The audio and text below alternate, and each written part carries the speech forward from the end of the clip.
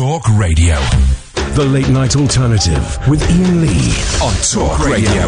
We have ways of making you talk. Iain Lee, you're an idiot. I don't like food very much, you see. If I listen too long, my brain turns to mush.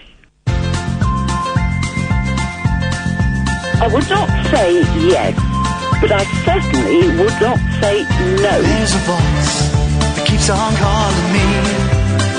Down the road is where I'll always be. Every stop I make a new friend. Can't stay for long, just turn around and I'm gone again. Maybe tomorrow I'll wanna settle down. Until tomorrow I'll just keep moving on. Down this road that never seems to end. When new adventure lies just around the bend. So if you wanna join me for a while, just grab your hat, come travel light, that's hobo style. Maybe tomorrow I'll wanna settle down. Until tomorrow the whole world is my home. So if you wanna join me for a while, just grab your hat, come travel light, that's hobo style. Maybe tomorrow I'll wanna settle down. Until tomorrow I'll just keep moving on.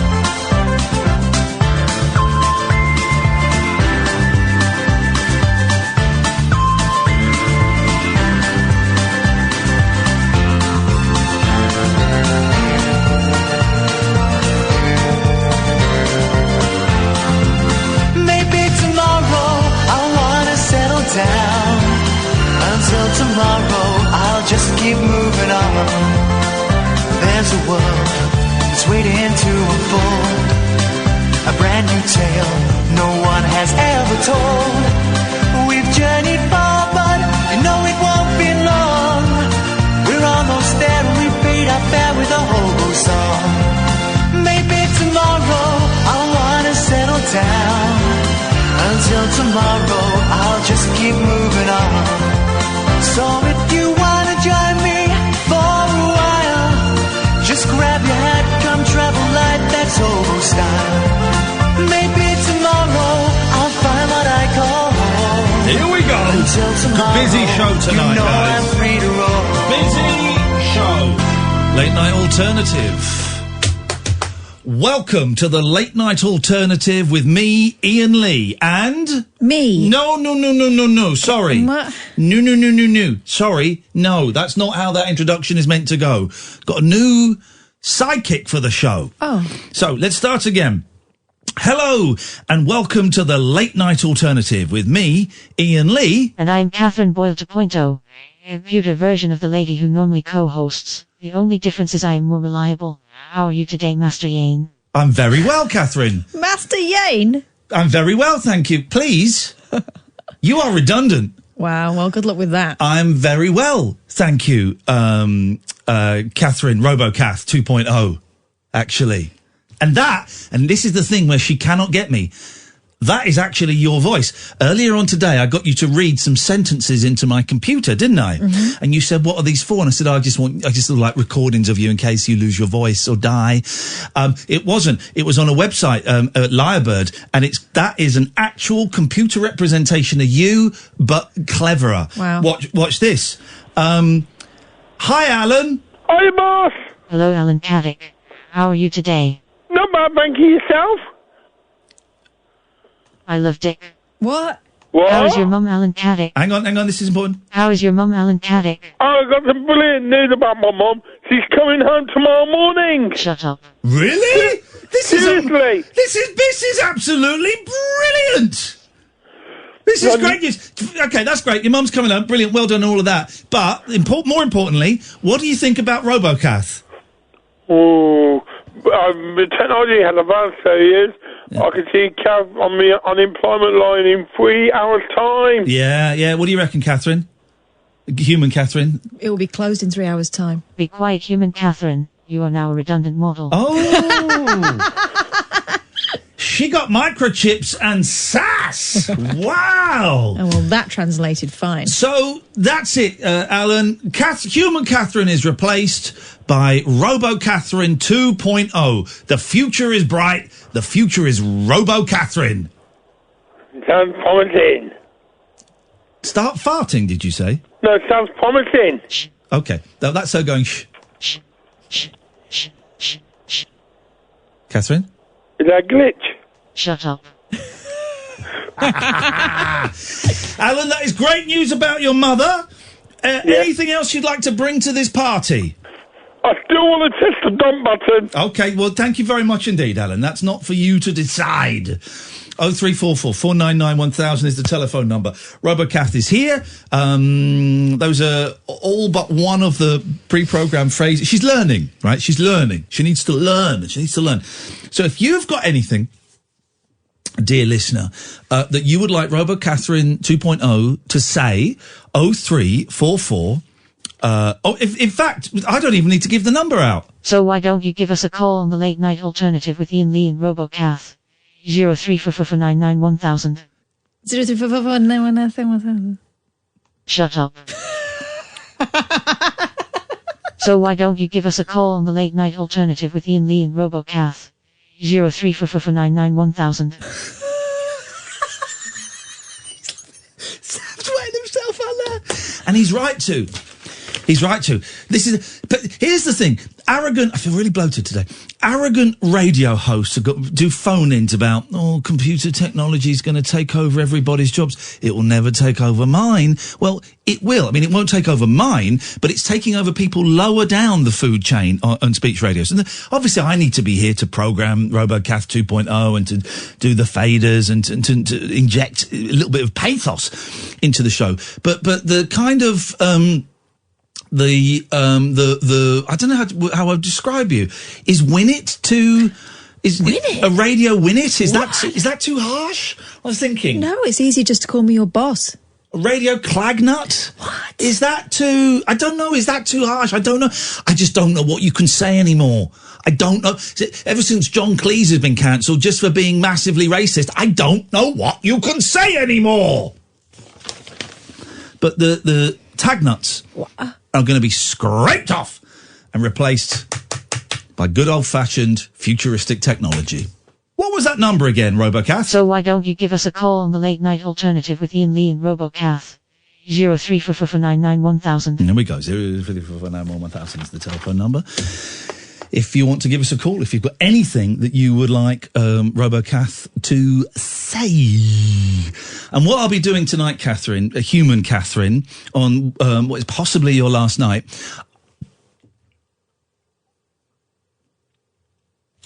Got me, that's quite sad.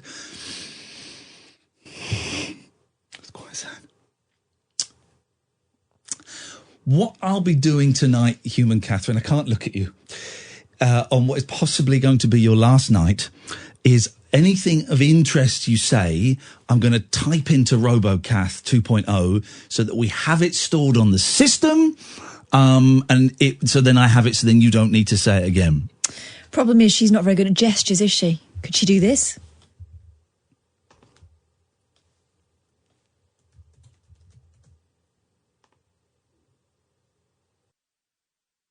Hang on, sorry.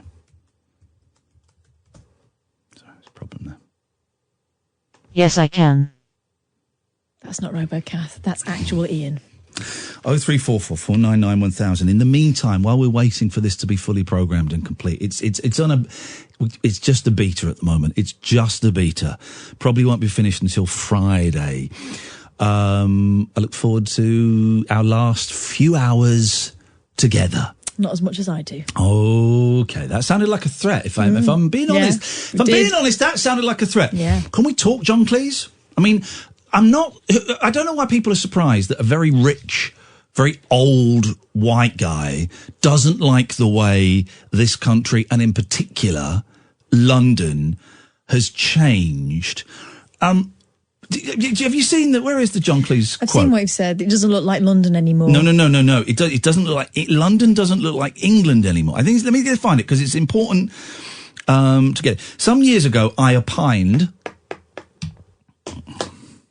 that London was not really an English city anymore. Since then, virtually all my friends from abroad have confirmed my observation, so there must be some truth in it. I note also that London was the UK city that voted most strongly to remain in EU. I never wanted to be a racist. I always wanted to be a lumberjack. But I don't... Here's the thing I've noticed. When people say...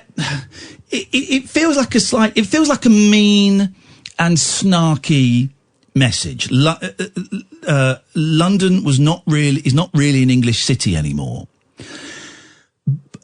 But does he necessarily mean black and people of colour? I don't think it necessarily does. And I've seen a lot of people interpreting it. Don't worry, it's not going to be heavy tonight. We're going to do some funny stuff. This is just kind of in my head, and I just wanted to get this out. Because I've sort of, after the whole Danny Baker and Andy Partridge thing on Twitter, I'm staying out of this. I'm staying out of all of these things on Twitter. But we can kind of kick it around a little bit more and a little bit more detailed. What do you think? Is he saying it's, black and Asian and Polish? Is that what he's saying? Or I would love to think the best of people. Yeah. I would love to say that what he was suggesting is that... London is not really an English city anymore. It can only mean outsiders taking over, can't it? And in many...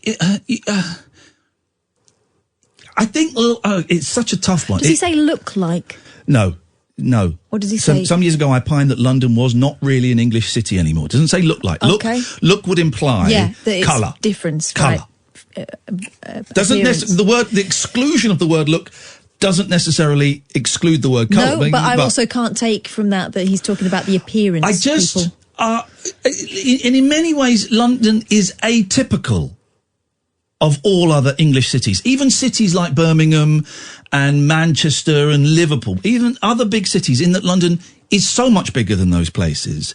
And there is, I would suggest, a more diverse spread. It's the melting pot or the salad bowl, whichever you prefer. It's the melting pot. And while Birmingham, has a very high Asian population and Manchester has lots of different different cultures and different ethnicities, London, I would suspect, has many, many more. It's always been cosmopolitan. Yeah, always. For like hundreds of years. Mm-hmm. And so cities like London, and it's not necessarily the capital, London, obviously you think of New York. New York is very similar vibe. And the colours that you see on people's skins and the voices that you hear, very similar. Languages, yeah. It's very, very similar. More so than, for example, LA. LA, I haven't been there for years, from what I can remember, is a very white, wealthy kind of place. So I don't know. There is no real point. I have no real point to this. I've just been sat there all day going, lots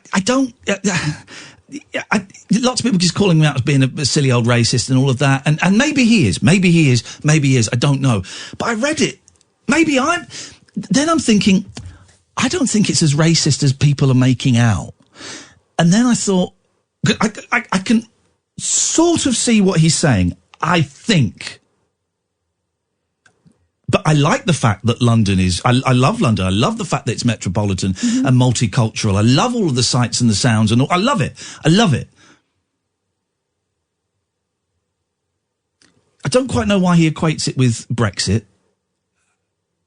I take his point that London is not really an English city anymore. I take that as a positive. I can kind of see... Do you think he means it like a positive? No, I don't think he does. But I personally think that London is atypical of English cities, and I think that's a great thing. Just like Paris is not the same as any other French city. Yeah. And I take that as a great thing. I don't think he's saying it is a great thing, but I take it as a great thing. But I also think all of the kind of the people calling him out on Twitter, it's a strange world we live in. Also, let's face it, this is a really wealthy, old man who has been living abroad for years, justifying why he lives abroad, right? Yeah. So he clearly doesn't feel like he belongs here anymore. By the way, you watch the Daily Mail hate him. You watch the Daily Mail, going to tear him apart tomorrow. You watch. But then, I have a really hard time with these Twitter pylons, because my reaction is generally, you know what, you can't judge someone for something like that. I don't know the fella, and I don't want to wade in. But then, no one wins with this. No one's going to have their minds changed. But then it makes me think, if I'm sort of agreeing with him, am I an old racist? am I an old racist? Because I sometimes find myself agreeing with these sort of statements that everybody on the left, which I am kind of on, everyone on the left kind of piles in, and I'm sat there scratching my head going, but I think I sort of get that, and I sort of agree with it to a certain extent. Which bit are you agreeing with, that it's changed? There are too many black people. It's a joke. It's a joke. It's a bad joke. London is not really an English city anymore. It's the anymore bit. When's he harking back to? When has it ever been? When has it ever been? It's, you know, you go back 500 years, there were people from all over the world would come to London. London is not an English city, but I interpret that as is not an atypical English city, and I say that's a positive. I don't know. We're kind of getting bogged down, and it's a complicated one. You're welcome to call in about that, dear listener. 0344 499 1000. I fancy a bit of Hangman later on. Oh, yeah. And also, what we need to do is, Tyrone, stay there. You're going to be the next caller after the break. You know Hangman, and you draw the noose and the gallows and all of that stuff, right? Yeah. You look as though you don't know it. Yeah, I do. First of all, that's a weird game now I think about it. You're breaking someone's neck because they can't guess a word? Yeah. Where does that come from? I mean, that's like grammar police times 10, isn't it? Where does that come from? But also, whenever I do it, it's going to be a very disjointed show tonight.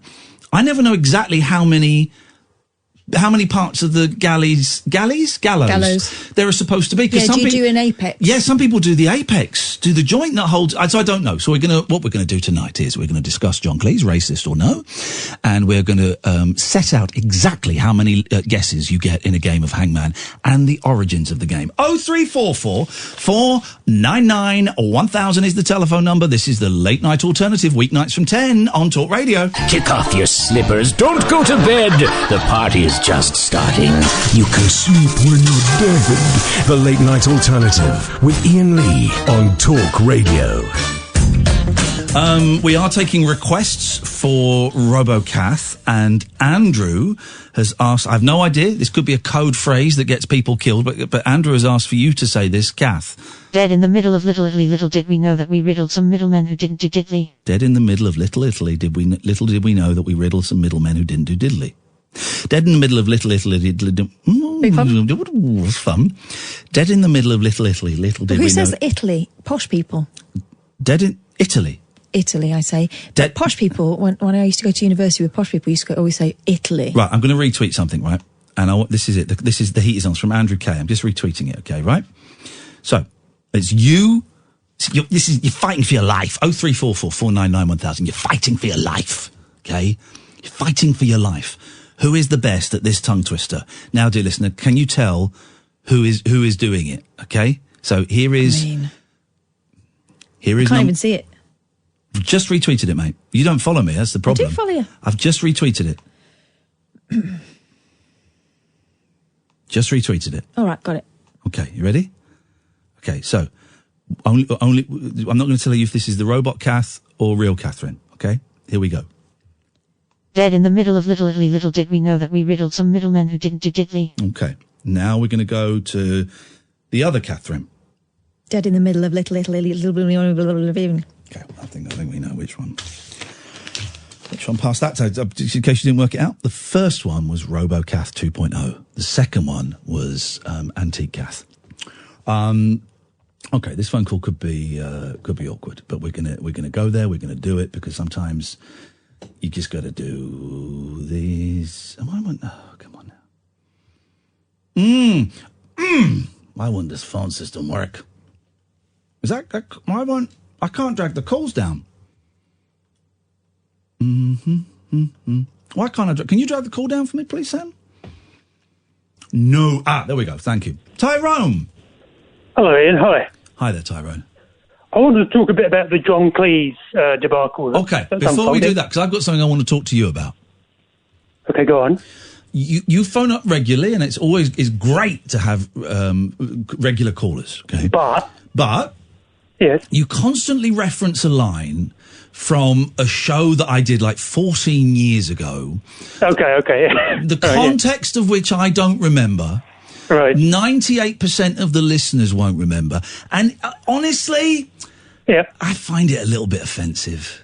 It's very 2005, 2006. It's not very 2019. No, I appreciate that. Yeah. No, it's a bit dated. The I'm not gay line, it's just a little bit, it kind of, Grating. Grating is an excellent word. It sits very, very uncomfortably with me, and I was wondering if we could possibly kind of drop it from our canon. Okay, sure. I mean, that's not a problem. You sure? Yeah. Okay. So can I move on to the substantive point of the... Of course you can, yes. Yes. So what's happening with the John Cleese thing? It reminded me, and this you feature in this story as well, because you were in the jungle with Amir Khan, right? Yes. And Danny Baker, he got a lot of flack for his recent thing, but before, when Amir Khan first started boxing, Danny Baker did a whole show about how proud he was that... Whoa, what the hell are you thinking, man? Did we get both of those? What the hell are you thinking? Jesus. Yeah, slam the phone down. What the hell are you thinking? Coming on my show with language like that? Are you nuts? Well, yeah, you are. Dear God. Flipping heck. Well, that makes things easier. Alan, the dump button works. Also, Tyrone's never coming on the show again. Now, what on earth was that about? Strange vibe tonight. And do you know why? Haunted doll. The haunted doll. That's the only explanation for it. You poo-poo it. The only explanation for this strange dark vibe, for the fact that my wing mirror is now gaffer taped onto my car. It's not even gaffer tape, it's masking tape. And by the way, everybody who's an idiot, which is pretty much everyone following me on Twitter, I hate to abuse you like this, but there's no such thing as a wing mirror. Yes, there is. Whoa. People on Twitter quibbling over nonsense. There's no such thing as a wing mirror. There's no such thing as a wing mirror. Oh, yeah, they were called wing mirrors in the 80s when the mirror used to be on the wing of the car, but they're not... Okay, sorry. So the mirrors at the side of the car, what are they called now? What are they called now? And how would you describe it to an audience of people reading it on Twitter? What are they called? Door mirrors? Are you stupid? Door mirrors? There's no such thing as a wing mirror. It's like I was speaking in Sanskrit or something when I put the... People going, well, I had an American ask me what it was. That's fine. That is fine. Because they don't speak proper English. I think they call wing mirrors in America. We need an American to call in, please. 0344 499 1000. I think they call wing mirrors in America rear view mirrors. I think that's what and of course the rear view mirror for us is the one that's on the windscreen, which in America they call the windshield. But okay, well, so what are you supposed to call them? The number of people going, it's not called a rear view. Oh, shut! Of course it's called a wing mirror. Of course it's called a wing mirror. It's a wing mirror. All right, it's on the door now. So what? That's pretty darn close. There are lots of things, and I literally can't think of any examples right now, but there are lots of things that where their kind of usage or their positioning has changed, but we still use the original name. Here's the question. Did they understand what you meant? Yes. So, okay. Exactly. So you didn't need the lecture. You didn't. It's just for crying out loud.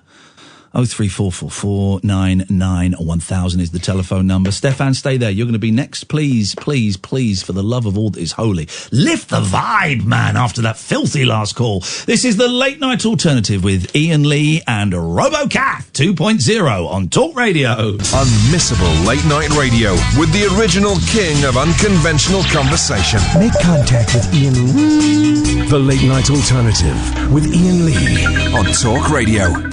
Okay, so the wing mirrors, Mind Magnolia says that the wing mirrors in America are called fanny mirrors. Okay, that makes sense. That makes sense. Fanny mirrors. Okay, so my American... Surely that's the one at the back. My American friends, I'm going to just, I guess you abbreviate it, one of my fannies was damaged by a vandal.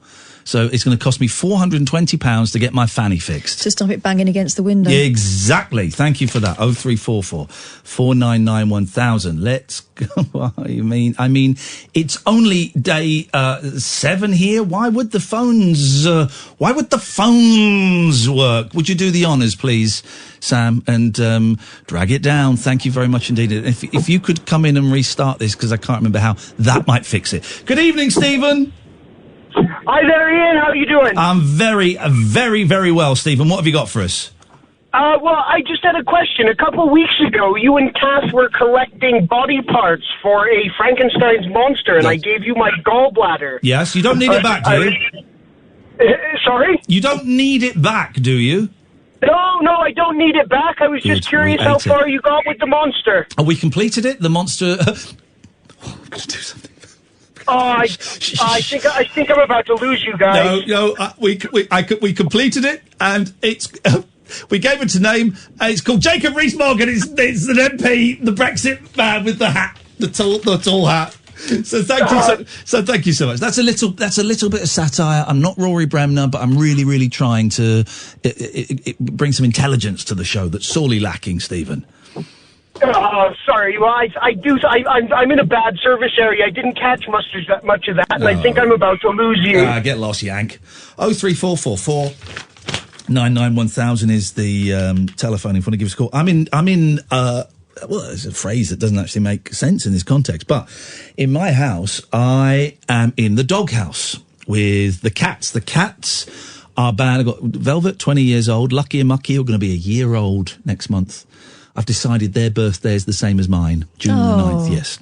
And I'm in the doghouse because over the weekend, Mucky brought in five dead baby robins. And on Twitter, I did a little bit of virtue signalling by posting a picture of a baby robin that I had saved and was taking to Tiggy Winkles. What I didn't put in the tweet was that bird was brought into my house by my cat who was going to eat it. Right, so that, okay. So after the 5th dead bird, I said to the girls, right, you're not going out anymore. Grounded. You are grounded. You're not going out anymore for the next 3 weeks, right? Until the fledglings, that's what we call baby birds. Until, I'll tell you what I saw at Tiggy Winkles, and this will end lots of stand-up comedians' routines. I saw a baby pigeon. Oh, I thought you were going to say a white dog poo. No. I saw a baby pigeon. And what did it look like? Ugly? It was fluffy. No, it was cute. It was fluffy. I've seen a baby crow online the other day. Oh, yeah. They're adorable. Online? What is this, some kind of weird... Twitter said, do you want to see a baby crow? I went, yeah. Wow. And it was cute. Okay. Fluffy. Better than the guy that sent me a picture without asking of a corpse. Yeah, that was mean. On Twitter, a guy sent me a picture of a corpse. Mm-hmm. On Twitter. And then I reported it. No, apparently that's fine. Apparently it's fine to send people you don't know pictures of corpses. Yeah. On Twitter. What is this world? 420 quid for a wing mirror. Mm-hmm. A wing mirror that was sorry, a what? For a fanny mirror. 420 quid for a fanny mirror. A fanny mirror that was destroyed by a haunted doll in the same world where people can send you pictures of corpses on Twitter and that's acceptable behaviour? The hell is going on? I'm going to move in with John Cleese. Actually, I'm too old for John Cleese. Yeah, you are, yeah. 0344 499 1000 is the telephone number if you want to give us a call. Paul, my car is... that fixed it. Paul, thank you for the updates, but my car is going to be sorted. We're all good. Dom! Evening, boss. All right. I'm very, very well, Dom. Good evening. Slow calls tonight. And I'm going to be honest, not the best quality either. Slow and low is what we've had this evening. But I'm just getting a vibe, Dom, that you're gonna kick us up a gear. Well, I'm here to change that because I've been listening to a podcast today. Okay, brilliant, fantastic. One of yours, obviously. Yeah, of course. So my sexy names are, for a man would be Duncan, and for a woman, Megan. Okay, when was this? Here's the thing, and I do say, and maybe this, I need to refine this a bit. I do say you can call in about any topics that we've done in the past. Any topic. Yep, I got it. Any topic. Yeah. What year are you referring to? 25th of October 2005. Okay, thank you very much indeed. That was 14 years ago, before I met my wife, before my kids were born, obviously. So the cats aren't allowed out for about 3 weeks, right? And they are pissed, as the Americans. Why do the Americans say pissed for angry when we say peed off? Mm-hmm. But they don't say they don't say it for drunk. It's such a strange nation, isn't it? Because separated, what are we, two countries separated by a common language? Well, that doesn't even make sense. What do you mean separate? No, we're separated by the ocean. The language is, I don't even know what that phrase means. This is what we're dealing with. This is why I think we should nuke We should let them have their country. We should nuke America. Can I say something controversial? Just do Brexit now. Just do it. What now? Just do it. Just do Brexit. Just do it. Just do it. I was sat in the doctor's today because I got a letter recently saying, you're old, come in for a free health test. I went, yeah, sure, fine, okay. I don't think they do the finger up the bum anymore. You asked? Yeah. Would you do it? I'm not a medical professional. Doesn't matter. I wouldn't put my finger anywhere near your bum. Okay. Sam? He's Sam's game. He's lubing up. I wondered why you had rubber gloves in there. I was 0344 499 1000. So I was in the doctors and they were playing Radio 2, the Jeremy Vine show, except it wasn't Jeremy Vine, it was someone else hosting it, right? And they were just doing it. Even Radio 2 was doing a phone-in about Brexit, right? And I'm sat there and I'm feeling a little bit anxious and a little bit uncomfortable. I think it's partly because I'm coming off of caffeine at the moment, and it just makes you feel a little bit bumpy, and I feel a little bit nauseous now. And so I'm feeling a little bit anxious. I'm just feeling this melancholy and this sense of ennui. And Radio 2 is doing a phone-in about Brexit, and I'm thinking,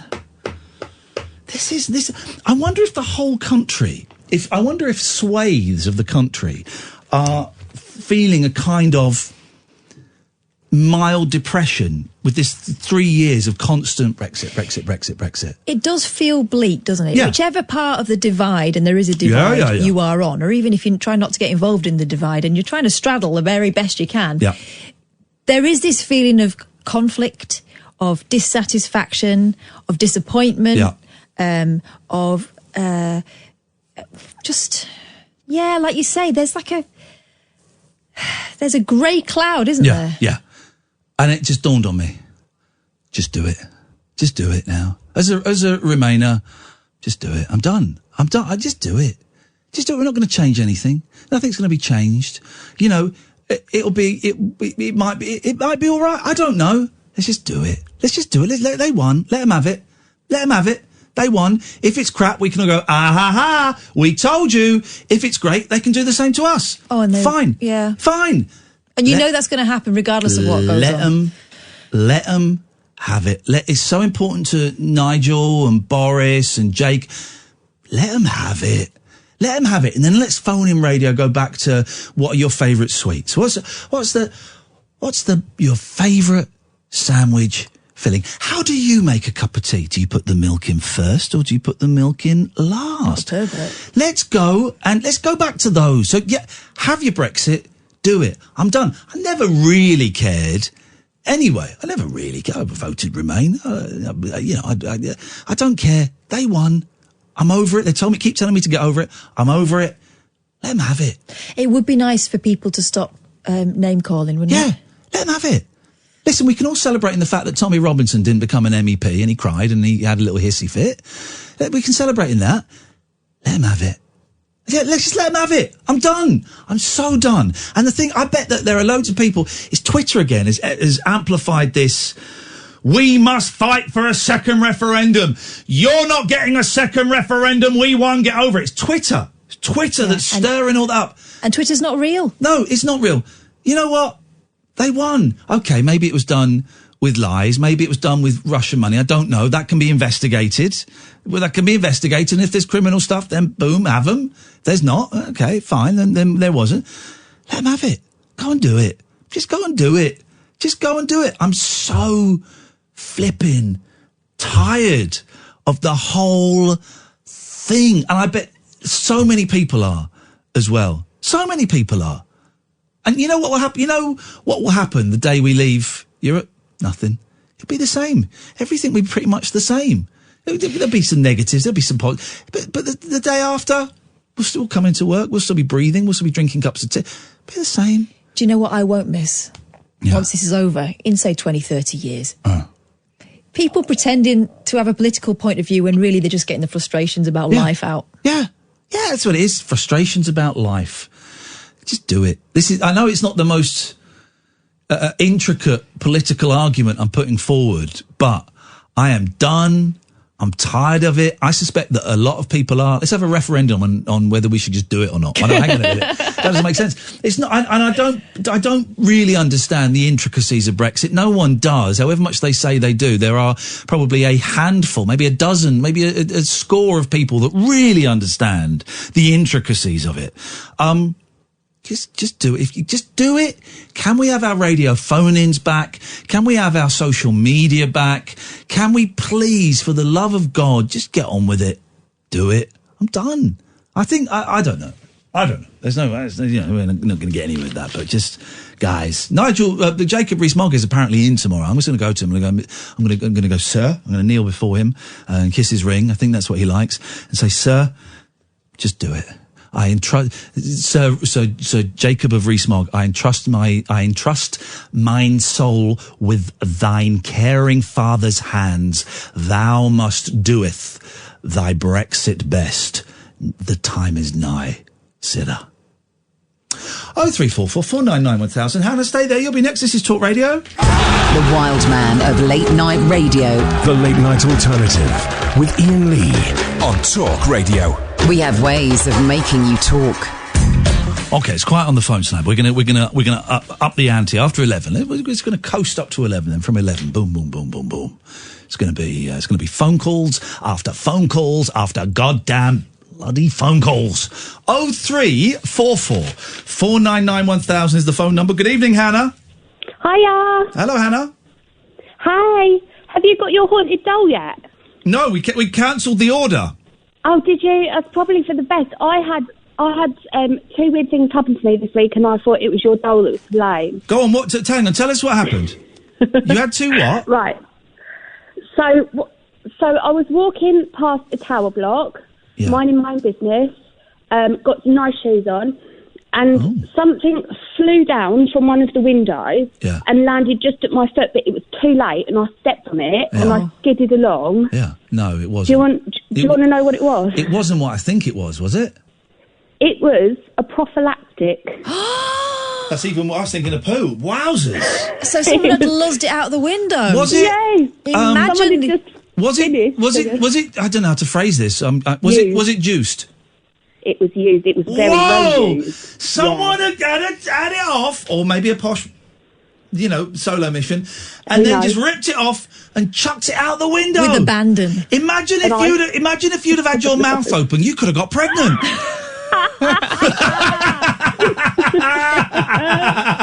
Oh, I'm so sorry. That is absolutely disgusting. Well, at least you stood on it and it didn't land on your head. Oh my God! You got right. I'm not going anywhere without an umbrella. Come rain or shine. It will be. Yes, exactly. Come rain. Oh, I think we sailed very, very close to the wind there, Katherine. Let's tack back a little bit, please. Let's tack back. And when did this happen, Hannah? This happened 2 days ago. Gosh. Okay. And did you say there was another incident with a soiled Johnny? Well, yeah, there was, but that's not what I was ringing about. Oh, what? Oi, oi. Oi, Hannah! Give me hope, oh, Hannah, give me hope, oh, Hannah.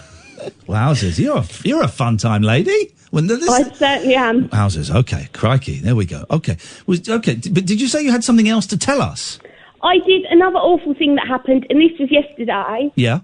I went to the beach with my boyfriend, and I wanted him to take a photo of me balancing on the seawall because I thought it would look really good. Yeah, of course, nothing finer than a picture of your lover balancing on a seawall.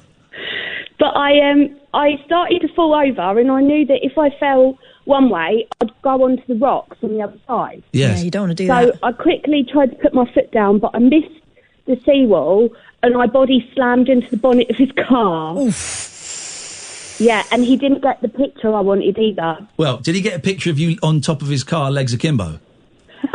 Yeah, dress. I was wearing a dress. That's the picture he wanted. There you go. You see, well, that's great. Well done, David Bailey there. No one asked if I was all right. He was looking at his car for about 20 minutes. Because there was a big dent in it. Signs of damage, yeah. Big Hannah-shaped. Like in Tom and Jerry. Anna's there with broken ribs, broken wrist. In a minute, love, I'm looking at the Fiesta. Oh, and it obviously was so embarrassing that people pretended they hadn't noticed. No, everyone was laughing. Oh, really? Yeah, just people out for a walk, pissing themselves. Oh, man. Here's the thing, right? Because, listen, seeing someone else fall over is funny, right? Because when it happens to you, it can be painful. It's either painful on its own or it's painful and humiliating, right? Yes. And as a real judge of a person is how they react to people laughing at the fallen. Now, do they go, oh, just get lost, you lot. I hate you. I hate you. I'm done with this. I'm going home. Or do they suck it up and go, oh, and even if they're in agony, oh, what a silly sod. I know. Oh, God, that's so embarrassing. Which did you do, Hannah? I laid on the floor and pretended I was unconscious. Oh, that's a good one. That's a good one. By the way, thank you so much. We needed a phone-in topic. When have you pretended to be asleep or unconscious? 03444991000 Boyle. Well, kind of. I feigned an asthma attack because I was getting lapped at school sports day. Oh. I was failing very, very badly, and even the kids who were really crap at running, not just quite crap like I was, were going past me, and I went, oh, what am I going to do? I'm never going to catch them up. I know. Sounds like you swallowed that Johnny that she was talking about. I got carried off. Did you? Yeah. They brought you off? Yeah. I did it once in a Chinese restaurant in my first year at college. There was a third year who fancied me, who I ended up getting off with, but I didn't. And loads of us went out for dinner, and I felt very uncomfortable and very embarrassed. I pretended to fall asleep in the Chinese restaurant. To avoid her? Just to avoid, like, conversation and stuff. Oh, there were about 8 people there, and so I pretended to fall asleep. But they knew who falls asleep in a Chinese restaurant. Oh, my mate. They clearly I've knew. got one mate who was always falling asleep. Well, I wasn't a narcoleptic. They clearly knew I was awake, but I was in, and I had to. And then after about 2 minutes, I did the. Sorry, did I? Oh no, I didn't. Did I? Oh man, you ever done it anywhere else, Hannah? I bet you have. I didn't want to have. I signed up to give blood, and I decided at the last minute I didn't want to go through with it, so I pretended to faint. What? When they were waving the needle in your face? Yeah, and I felt quite bad because I pretended to faint. A lot of the nurses that were collecting the blood had to come over and tend to me rather than actually. Flipping heck. Yeah. So their blood level actually went down because of your selfishness on that day. And here's the thing, right? You're allowed to say, do you know what? I'm sorry. This is freaking me out. I've got to go. I've done it's a very similar thing actually. I was going to buy an expensive piece of equipment recently in a computer exchange shop. I didn't quite fake fainting, but I faked a phone call as the guy who had gone downstairs to get the box for it. I realised I didn't want it. I faked a phone call. Yeah. Oh no. Oh, you're joking. What now? Right, okay. And I said to his colleague, I said, I've got to take this outside. I'll be back in a minute. And I walked out the shop. I walked down Tottenham Court Road. And when I got far enough away from the shop, I looked behind me and I put the phone in my pocket and I just walked away. Right. Isn't that terrible? I'm 45.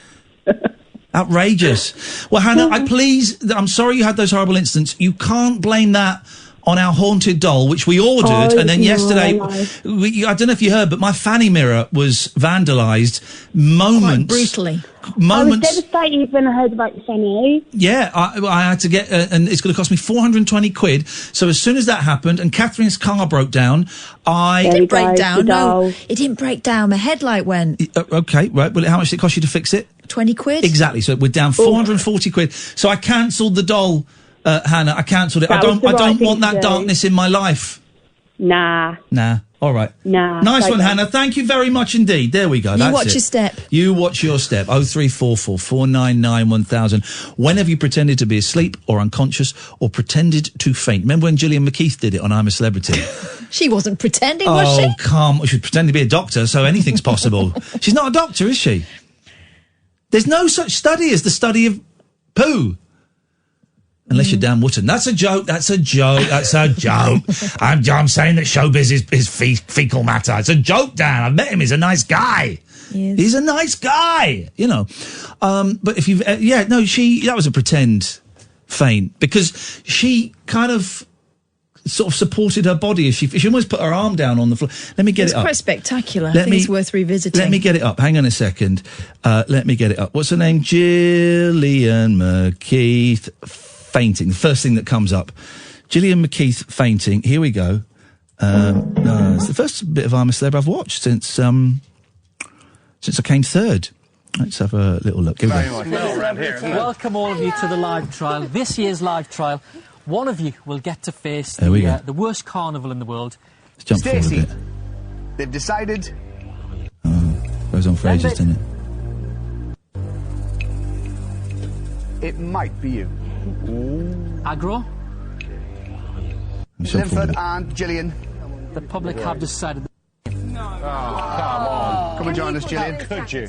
Gillian, come over here. Come and join us, please. There you go. She's going to faint. Good luck, Gillian. Someone saying the public should be ashamed of themselves. Exactly what's going on, okay? Let's get Bob in. Don't look bad. Don't look bad. Anne and Dec are holding her arm, so that gives her support as she goes down on the knee. Mm-hmm. So that makes things a little bit easier. And there was a little bit of a preamble, wasn't there, with it? I don't feel well. I don't feel well. You should be ashamed of yourselves. No, that's the game. I wanted to do challenges when I was in there because A, it was boring, and B, especially after the first one I couldn't do. I thought, right, I've got to suck this up and get them. If it's the thing about those challenges, right? Underwater and up in the air is kind of tough, right? But if it's just you've got to have snakes poured on you. There was one challenge, and Jamie Lomas said, "You've never been able to do it, mate." I thought, yeah, I would. That would have been easy. Toff did it, where she was in a Perspex box that was taken up 100 feet in the air, and it's full of snakes. Yeah, I saw that. I could have done that. My fear of heights is being exposed in fear of heights, not like that. Is having emptiness around me. Mm-hmm. So you're in a box, fine. I'm completely safe. I know they'll have tested it. You have to keep thinking, right, it's a TV show. The odds of me dying are very, very slim. I'm in an enclosed box. I have not got a problem with snakes at all. I'm going to close my eyes and go to my happy place and sing a little bit of the Monkees. Could have done that one standing on my head, Lomas. 18 months later and I'm still bitter. 18 months later and I'm still bitter. Not as bitter as I am. 03. I watched it. I lived it. I know you did. I loved it. I hated it. You did not love it. I had its moments. It had its... my boys, Katherine, very kindly, we'll have a break in a minute, very kindly made a collection of all the newspaper clippings and called it My Jungle Book. And I've got it on my bookcase, and it's beautifully done. And I thank you for that. It's a real treasure. And I've not looked at it since you made it, but I know at some point in maybe 10 years' time, I'm going to sit and go through that. But my youngest found it at the weekend, and he pulled it and went, "Aha, you naughty strawberry man." Which I thought was brilliant. I thought, you naughty strawberry man. I went, nice one, son. Thank you for that. We've got 2 minutes coming up. It's a strange kind of vibe in the first hour. I should explain the new direction the show is going in. We're going to do, from tomorrow, the show is going to be an exploration of my Christian faith jokes. The show got a little bit heavy. And you said the show's got a little bit heavy. Can we have the fun back? So the show is going back the other way, and we're making it fun. And someone asked me today, what is the difference for me personally doing it, making it funnier? It's harder work. It's harder work. I find it more exhausting because I've got to be on the ball the whole time. If someone's phoning me up and telling me, I want to kill myself, not to make light of those phone calls. People can still phone in and say those things if they want. I don't have to do much work because I can just sit there and listen and go, okay, well, have you tried the Samaritans? Mm-hmm. But when we're trying to come up with the funnies, but people look down on humour, comedy, as like the lowest form of entertainment. Why is there no best comedy at the Oscars? Because people sneer at it. Yeah, because people assume it's easy because it looks like you're having a good time. I can make you cry easily. I can make you, dear listener, cry within 5 minutes, within 3 minutes of coming back from the break. Making you laugh within 3 minutes? That's a skill, man. That's a skill.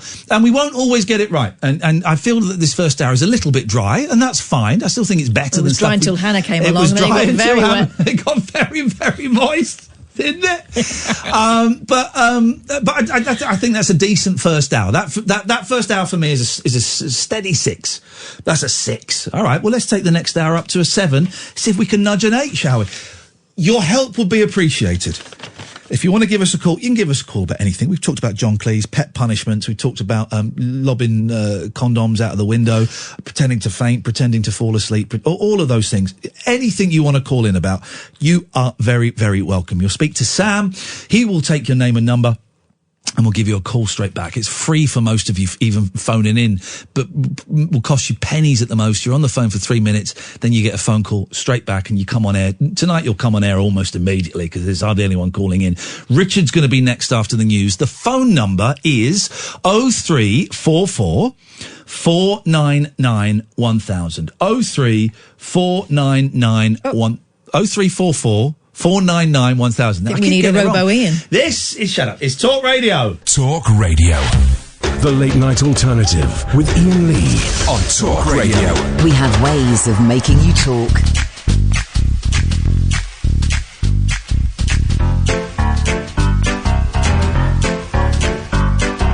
Sometimes Miley Cyrus, she sings a song or two. She likes to play a guitar as well.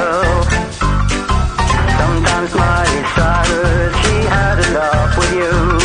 She plays country western too, so join in with her too. Come on, join the gang. Miley Cyrus too. Miley Cyrus play the guitar and sings along with you. Come on, join the gang. Miley Cyrus too. Miley Cyrus sings along with you. Sometimes Miley Cyrus, sometimes Miley Cyrus, sometimes Miley. You're singing the same song. I'm not feeling the musical vibe. Sings a song or two. Ooh! Coming up with Miley Cyrus styling now, sitting there strumming away in front of me. Miley playing with the guitar, playing it hard. Miley Cyrus doing it styling now. Miley Cyrus, here she come now with the guitar. Ooh, doing it styling. Miley, doing it styling. She playing guitar and strumming in front of me. Miley, Miley, Miley,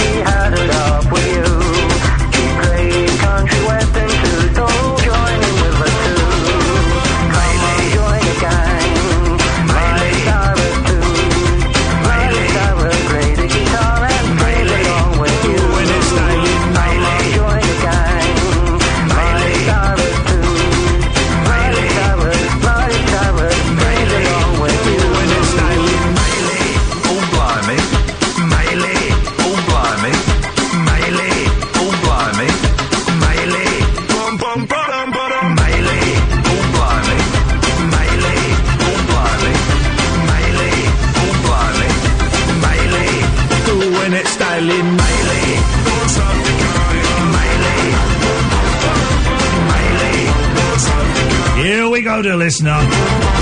Going from a 5 and a 6 all the way up to an 8. 03444991000. The Late Night Alternative with Iain Lee and Katherine. Not Boyd. you, What? no. Oh, So, come no, on. not you. No. Sorry. It's not you. No.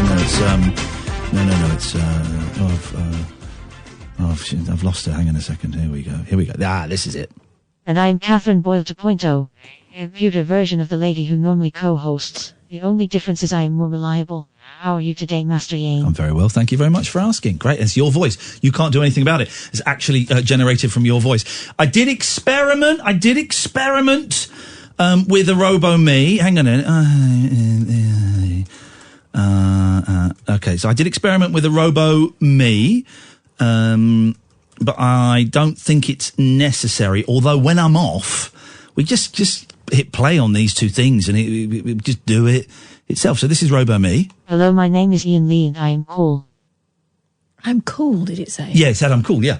Oh, yeah. my. Yeah, robo-Kath sounds Irish. She's from Irish stock, so it picked up on her DNA, so that's spot on. Bless you. 0344 499 1000 is the telephone number if you want to give us a call. We've talked John Cleese, we've talked about pet punishments, fainting, feigning sickness. And slipping on unmentionables. Slipping on Johnnies. John Johns. Now, Nelly, I'm not going to read out your tweet because I don't believe it.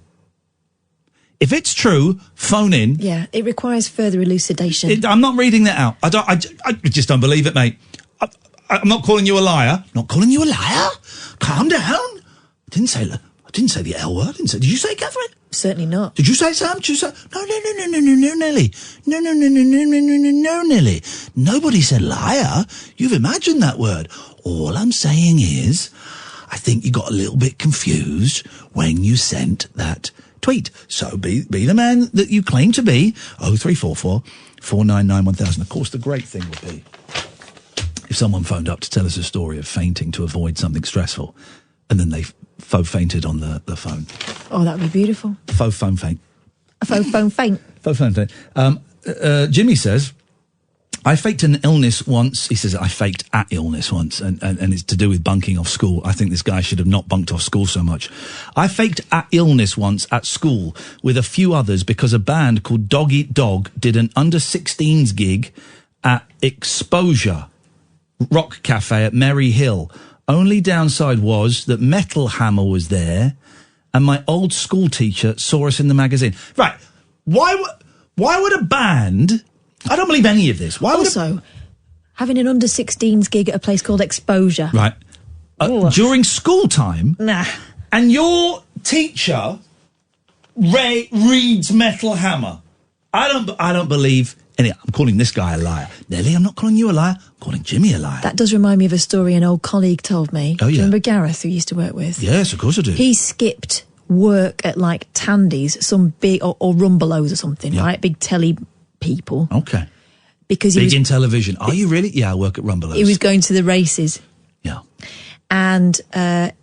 No. He was celebrating a win at the races, and it happened to be that it was picked up by the camera, and the whole wall of telly's got him. So he got busted. Only way you can do those events where there's going to be a lot of cameras is to either wear those Japanese white masks they wear on the subway or a balaclava.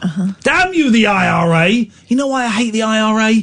Can't wear balaclavas anymore. No, they used to be standard little boys' headwear. A balaclava helmet. Yeah. You can't wear them anymore because of the flipping IRA. The jihadists almost made the old rucksack something but we fought back. We learnt from the great balaclava wars and we fought back, and now we can all wear rucksacks as and when we please. You will not take our rucksacks, jihadists. Let's go to the phones. 0344 499 1000 is the telephone number. Let's go to Anne. Good evening, Anne. Hi, Ian. Hi, Anne. Hi, Kath. Hello, Hi, Anne. Katherine. All right? Yeah, we're all right, Anne. What can we do for thee? I'm so nervous, sorry. I've been trying to pluck up the courage for ages to phone you, and I was listening live tonight, and I thought, tonight's got to be the night. I've got to do it. Because tonight is the night when three become one. Okay. That sounds dodgy. No, it's a great experience. It's nice to hear your voice, Anne. Thanks, Katherine. I've spoken to you before on the phone, but I've never spoken to Ian before. Okay, well, I apologise in advance for the service you're about to receive. You keep out of this. Right, hang on a second. I'm about to be replaced. Hang on. No. Yeah, listen to this. Be quiet, human Katherine. You are now a redundant model. No way, you can't replace Kath. Shut up. Katherine, Katherine, what do you love? What do you love the most in the world? And that includes like your kids and your family. And what do you love the most? I love dick. Oh my God. Well, that's a surprise. Okay, well, each to their own, or somebody else's. And it's so nice to talk to you. And I'm glad you had a little practice on Katherine's show when she was sitting in for me. I am actually off in a few weeks. I'm going to go and see Dan TDM. He's a very trendy I remember YouTuber. my boy was into him. Dan TDM? Yeah, he was into him so much when he was younger, yeah. Flipping it. We're going to go and see... He's like a gamer, right? A streamer. Mm-hmm. We're going to see him at Wembley Arena. Do you know what? Part of it, I don't really... I'm not a massive fan of his because I think the problem I've got with him is he's got a really fake laugh. I'm playing this game. No! Oh no! I died. Ooh. But my kids love him, and I've seen loads of his stuff. And do you know what? There are a lot worse that they could be watching. So I'm looking forward to it. Good, clean fun. My boys are over the moon. It's like they're going to meet the Beatles or something. They're thrilled. It's like a rock star to them. Yeah. Oh, exactly. Wembley Arena, Dan TDM. Huge. Outrageous. And then they'll grow out of it, Ian, and you'll miss them. Yeah, I will. They're already growing out of Dennis a bit. Dennis Daly from the Pals, which you know, and I don't know. Anyway, what can we do for you this evening? Okay, well, I'm looking forward to seeing you on Saturday. I'm coming to the show in Glasgow. Oh, well, come and make sure you come and say hello. Then it'll be nice to shake your hand. Well, that's really what's prompted me to phone you. I seen you in Edinburgh last year. Yes. And I've been down to phone ever since then to say this to you. Yes. And it's taken me until now. Now, you had a phone call late last night. I listened to the show. I listened to every single show. But recently I've been having to listen during the day because I can't stay awake at night. So I've made myself stay awake tonight. Uh-oh. So anyway, you had a call last night, one of the last people. I can't remember the guy's name. Steve. And I says, and then I says, right, I need to phone in. And you have been going on it yourself and just get it done. And I can stop telling myself, phone up. So anyway, so I'm seeing you. You're like the opposite of Rainbow George, whereas Rainbow George constantly tells us about phone calls he's never made. He's made in the past. You're telling us about the build up to a phone call you're making now, which I like. I'm glad. I know it's a terrifying thing to do, so I'm really grateful that you did pick up the phone. Well, I think I know where you're going. I listen during the day, and it's like, I could have phoned about that. I could have phoned about this. I could have phoned about that. And also, the thing I wanted to say. Yes. You know, you're saying about your listening figures. Oh, yeah, yes, man. So am I affecting that by being a daytime listener? And does that affect listening? No, listen, here's the thing. The official listening figures, I'm not going to go on too long because it's boring. They're done in a really weird way. They hand out, well, it used to be physical diaries. Now I think you do it online. Just a random number of people contacted every month and asked if they listen to the radio and ask if they'll log their listening figures. So it's not, we can't pick up from your DAB how many are listening. The bosses know, I don't know, but the bosses know how many are listening via the website and via the app. Our online figures are very, very high.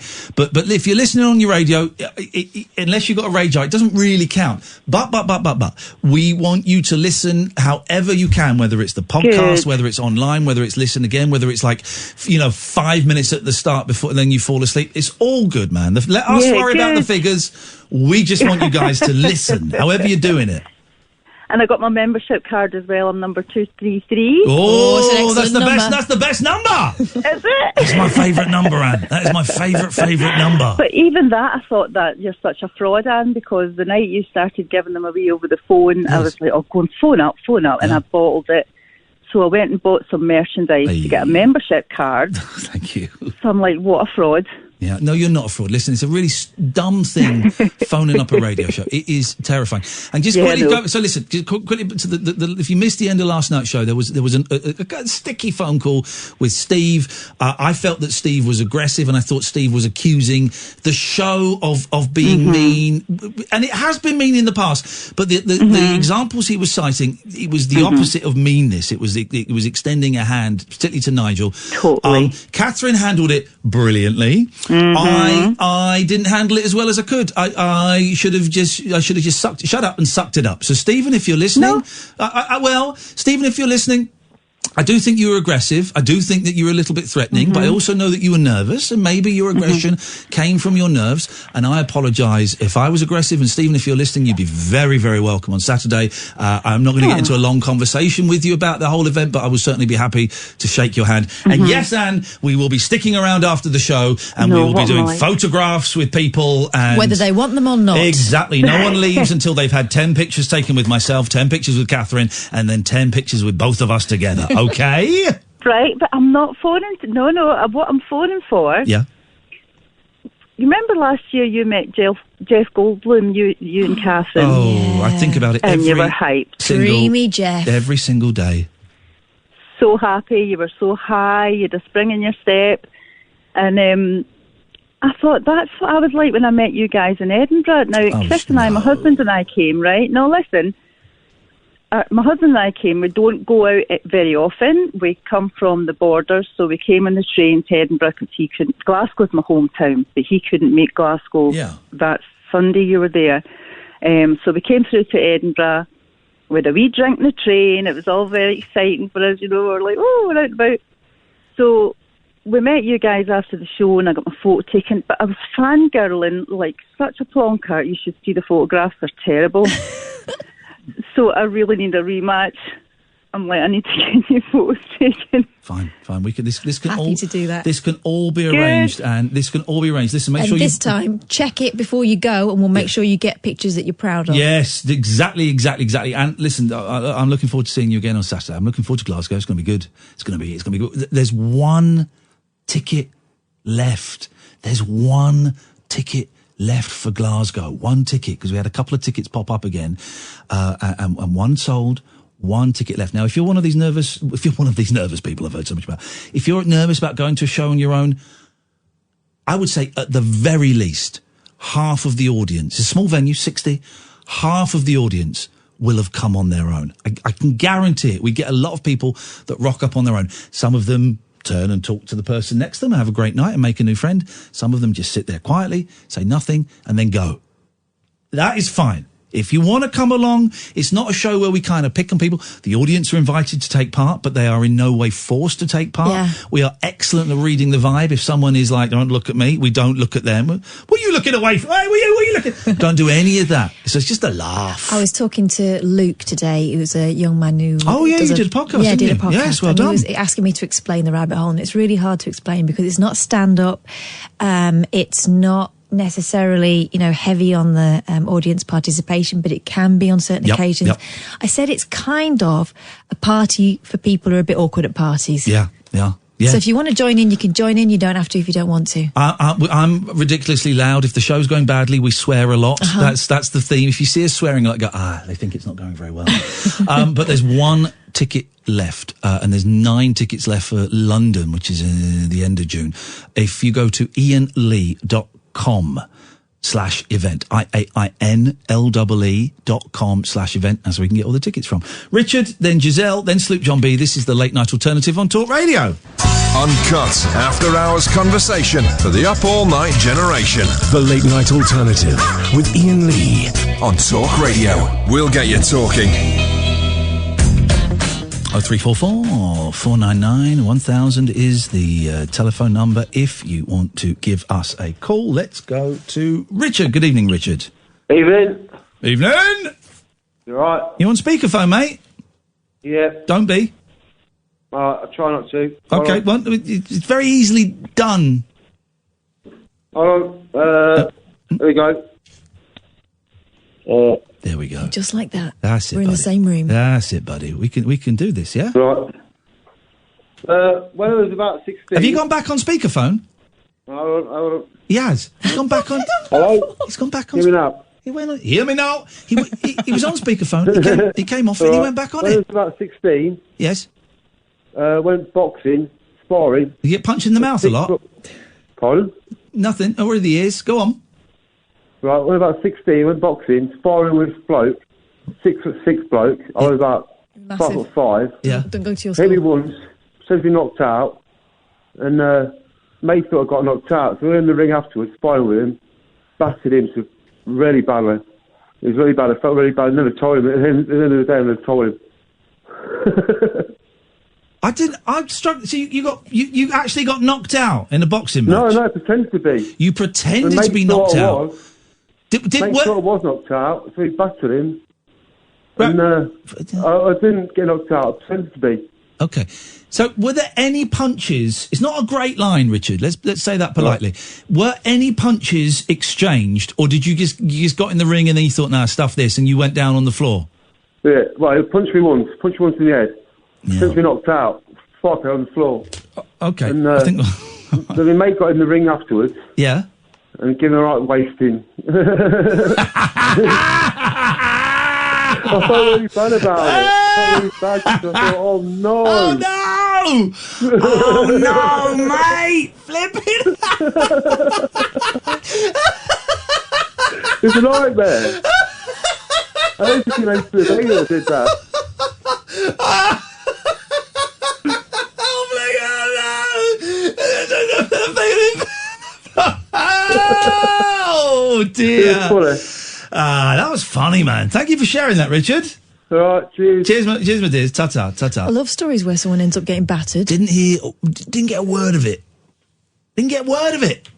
Did not get a word of that story. I can translate. Go on. He went into the ring, got punched once, pretended he'd been knocked out. Yes. Then his friend got in the ring with the same fella. Oh. And was so furious he battered him. Oh. Oh, I missed that. Oh, God, that's horrific. Oh, gosh, I feel terrible. I shouldn't have laughed at that. Oh, no, that's awful. Terrible, terrible story from a terrible human being. Good evening, Giselle. Good evening, Ian. Got really bad indigestion. I got a bit of gut rot today. A little bit of gut rot. So I'm uncomfortable in my own body, as I know many of my listeners are. And I'm struggling, and I feel like the first hour I thought I was going to puke. I didn't say that to you, Katherine, because I was being brave. Wow. But the first hour I thought I was going to puke. I actually did. And I didn't puke, guys. I didn't puke. But if I do, we've got great HD cameras, 4K cameras in the studio.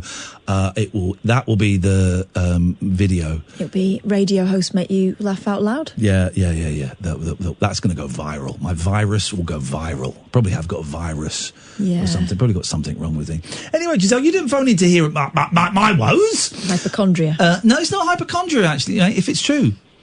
Have I got hypochondria? Oh, my God, that's terrible. You can die from that, can't you? Et cetera, et cetera, et cetera.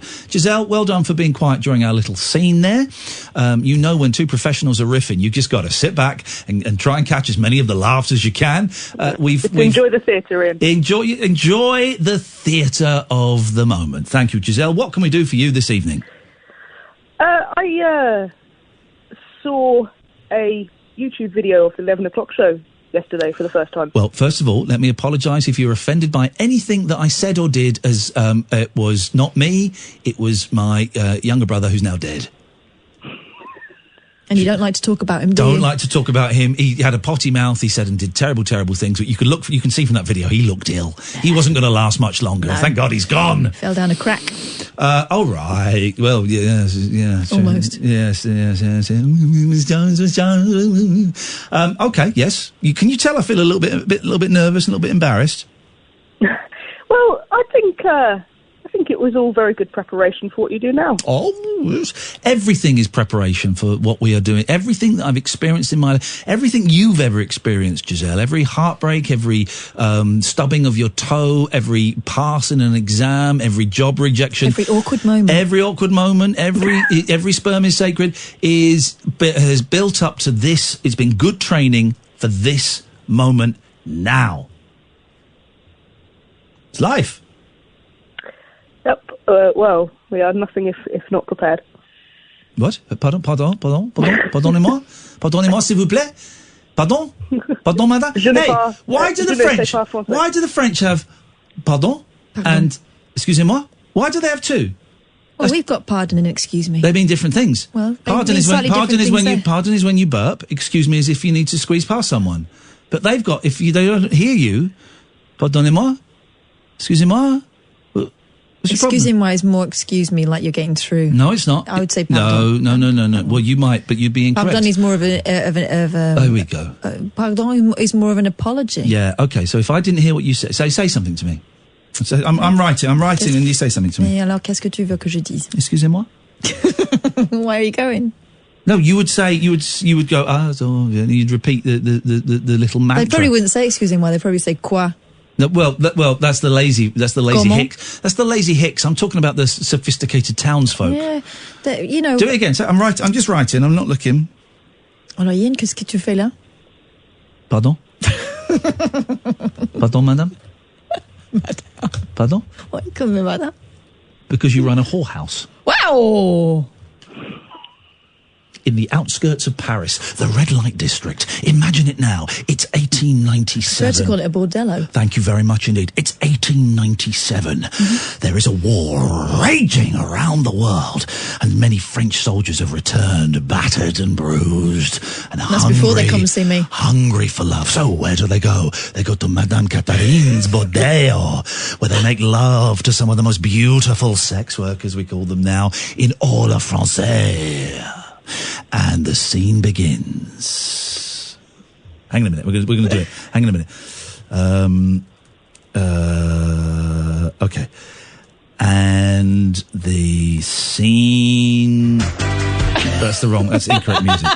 That's incorrect music. That's incorrect music. That's incorrect music. They have returned from their wars in the Americas. It's probably, I think there's a war around Probs, there. yeah. And they enter Madame Katharine's bordeaux, and the scene begins. Well, hello, my little honky-tonk. Pardon? How can I service you today? Excusez-moi? If you would like to pass through to the salon, I will show you the finest of French prettiness. Madame, but I have 200 francs, which is a lot of money in this day in 1897, and I would like to have it away with vous, avec vous. Oh la la! Well, I'm afraid you will have to. You'll have to double your money at very least, because I am a very expensive prize. I have no more money. I cannot pay. Well, please, for 200 francs, may I enter le porte le derrière?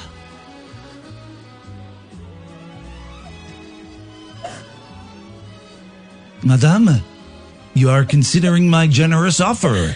The porte de derrière, madame. Actually, I'm considering getting out my shotgun because you are insulting me. And sing.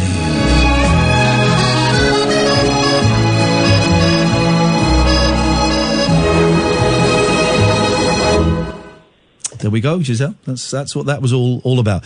We know the difference between pardon and excusez-moi. There we go. Thank you. And that's the end of the class. Your homework is to write your own scenes. Children in a brothel in late 19th century Paris. And I would like to see it tomorrow, please. Thank you. Off you go. Giselle, was there anything else you wanted to say? Yes. Could I have a membership card, please? Oh, Giselle. I'm going to get my shotgun. Of course you can. All you have to do is go back in time to when we were running the month-long campaign to get membership cards. No. That batch of membership cards is done. I've got a few left, but nobody's getting them. You've got loads left. Mugger Harris has got number 1 million. Okay, yeah. Exactly. So what have you done with all the other 900,000? Oh, that's none of your concern. Those people are just keeping it low, on the lowdown. They're keeping it on the lowdown. There are 1 million cards out there. Giselle. I mean, it could be an unofficial ticket to the theatre. I mean, they really should start paying you, Ian. They walk amongst us, Giselle. You will never know they're there until you know they're there. Here's the thing. You were too late. Suck it up, buttercup. Okay? S-I-U-B. S-I-U-B. Sub. Suck it up, buttercup. And for that cheek, you are gone. 0344 4991. No, you can't. They're done. Those cards are done. Under very, very extreme circumstances, there will be some... I've started, so I'll finish.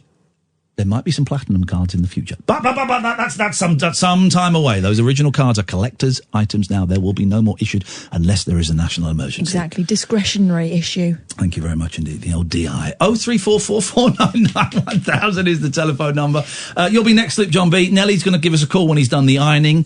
He wants to tell us a story that I think is complete and utter bullshine. And you, dear listener, will be the decide as to whether it is true or false. This is Talk Radio.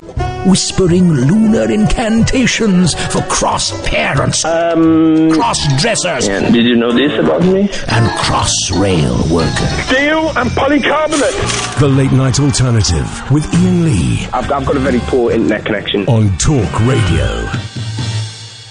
Apologies to everyone on Twitter. Because we've got this new studio and we've got these new posh cameras and they're making nice little clips of the show, and I'm tweeting them and retweeting them a lot, and I apologise. I know that sometimes that can be a little annoying for people, but you know the numbers for this show ain't great, and we want to get them up. We also want to get the message out that the show is funny again. The Funshine has returned to this studio. So when these little clips come up, I would love it if you could retweet them. I'd love it if you could share it with people who you think might like it and might like the show. That would be great. And if it annoys you, I'm really sorry. You can put me on mute. I have no problems with being on mute. But there are a couple of Joe Laven's clips, video clips, that I've tweeted at Iain Lee.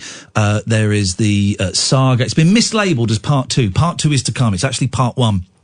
But the saga of Katherine, the haunted doll, has been done. So there are a couple out there. If you follow me at Iain Lee, at flipping Kath, Kath with a K, and if you see them, if you could watch them, retweet them, that would do us the world of good. We just need one.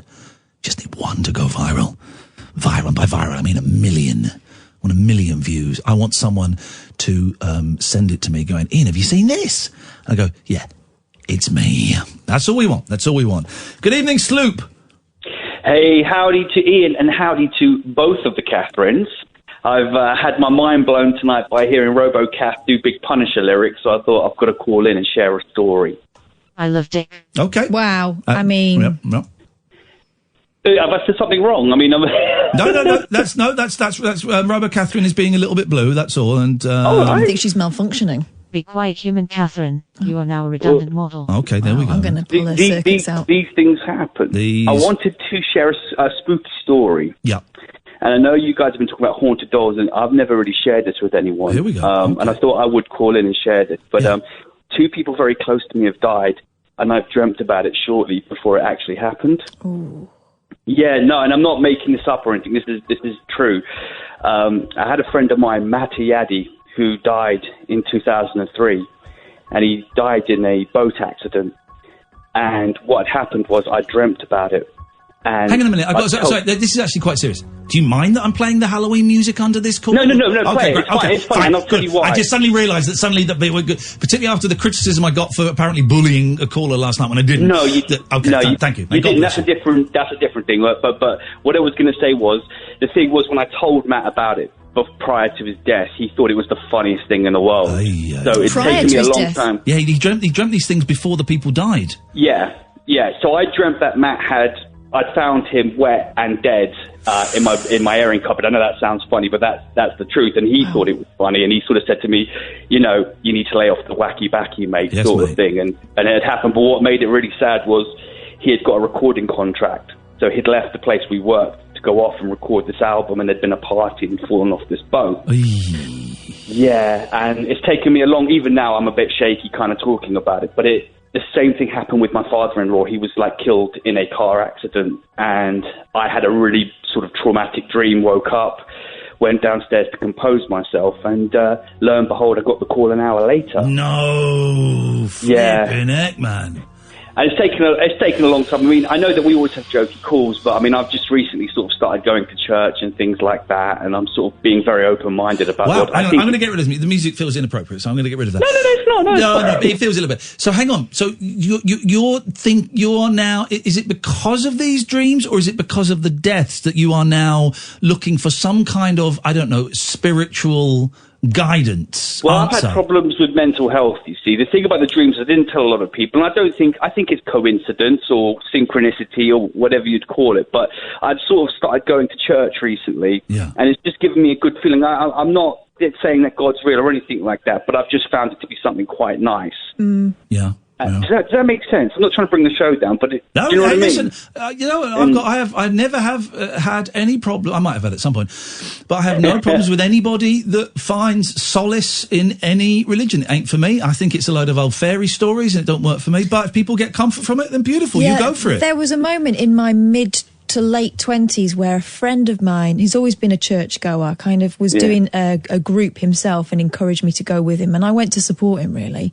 And for the few weeks at the beginning of it, I did feel like it was a really kind of meditative moment, and I felt like it did enhance my life in some ways. And then it started to get into the kind of the devil is real and all that, and I checked out. But there are elements of it which are reassuring and And, you know, you do feel like you're taking a little bit of time out for your mind. You know, Yeah. it does feel cleansing in some ways. It's like when I did martial arts and we used to meditate. That's what it felt like Yeah. before that. And it was weird because today you were talking about all this stuff yesterday, and I stumbled across a video of Matt on YouTube, and it just really just sort of arrested me. It was by accident, and I watched it, and a load of memories came flooding back of when we used to shave our heads and wear all the baggy hip hop clothes and stuff. And but it's a good spooky. And I was just wondering, I don't know if anyone else has had that sort of experience, but you know, it's a spooky story nevertheless. Yeah, that's a very spooky story. I think I had a premonition dream when I was a kid, but I can't be sure because it's one of those things that happened such a long time ago. I don't know whether I've made it fit. I'm going to answer it for you.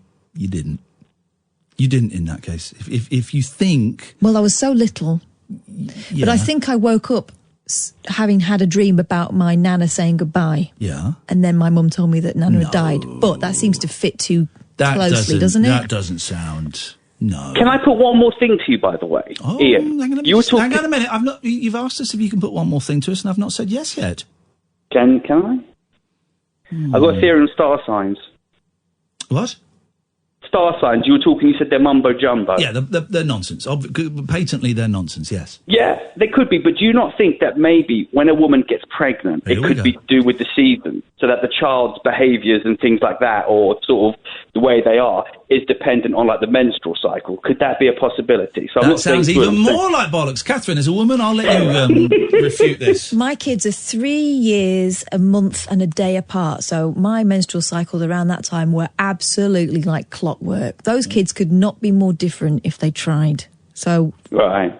So not a believer then? Nah. Well, my kids are 2 years and 8 days apart. Right? So it's pretty much the same week. Both born around the same time of the year. No, here's the thing. You know, yes, them being born in January probably has an impact on their lives in as much as when they were babies, they were wrapped up in warm clothes a lot. And then it's their age compared to other people in their classes. Of course, that has an impact on them, but that is nurture. That's the environment that's doing that. And the environment doesn't stretch to whether Pluto was on the left-hand side or the right-hand side of Mars. The really weird stuff when it comes to kids is the stuff they inherit from people that they don't know, like mannerisms and stuff from family members that had gone before they arrived. That is the weird stuff that I would like investigating. Yeah, apparently I'm a lot like my granddad, although I didn't really know him, but the way I sit, the way I talk, everything like that is exactly like him apparently, but I wouldn't know. And that's weird, isn't it? That's weird. It is, yeah.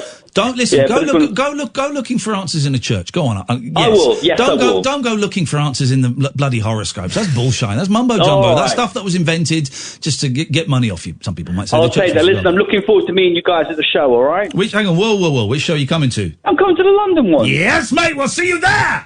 This is Talk Radio. The Late Night Alternative with Iain Lee. Unfiltered night talk with the original king of unconventional conversation on Talk Radio. We have ways of making you talk. Okay, so earlier on, we asked you... Welcome to the Late Night Alternative, by the way. I'm Iain Lee. That's Katherine Boyle. There are two. There's a robot one and there's a human one. There aren't two. There's only one. That's the robot one. She's evolving. 0344 499 1000. Earlier on, we were asking you to tell us your stories of pretending to faint, pretending to be asleep, whatever, to avoid something. And we received a tweet that just looked like bullshine. I don't want to call the fella a liar because he's a nice guy. He's a nice guy. I like him. What are you going to call him then? Well, I don't know. What we're going to do is he's going to tell his story now. He's called in. Right? He's got balls. You've got balls, Nelly. I'll give you that. Okay. 2 of them. Yep, thank you. So he claims. But he's got 3. We're going to let him tell his story, and then, dear listener, it's up to you. Is he telling the truth, or is he not telling the truth? Now, if you decide... This is the human lie detector, right? Much better than the flawed, controversial one on the Jeremy Kyle show. Okay? If the audience decide, Nelly, that you are not telling the truth, you will have to face a forfeit. Yeah. Yeah? Yeah, go on then. All right, fine. Well, let's hear this story then, young man. So, my mum and dad, they got a dog from like a rescue centre. Yes. It was a golden retriever, lovely little thing. Yeah. Very excitable. They often are. They went away one weekend, so I had to, take the dog for a walk. Not took him out before. So took him out.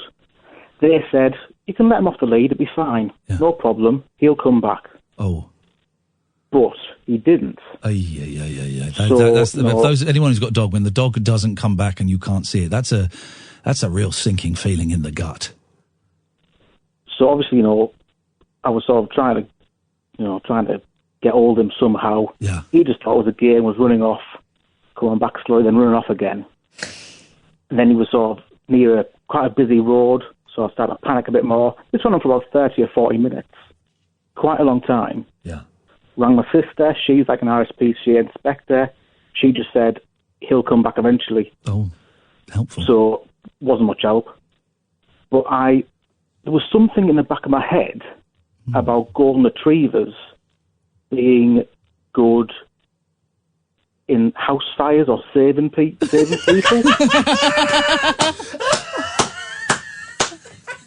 House fires or saving people or something. Like Yeah. Or having dreams on Australian soaps. Do you remember that golden retriever? Yeah. Bouncer. Yeah, there's a whole episode. There was a dream Bouncer's or something. Dream, Wasn't yeah. There was so the dog was sort of going up this sort of alleyway.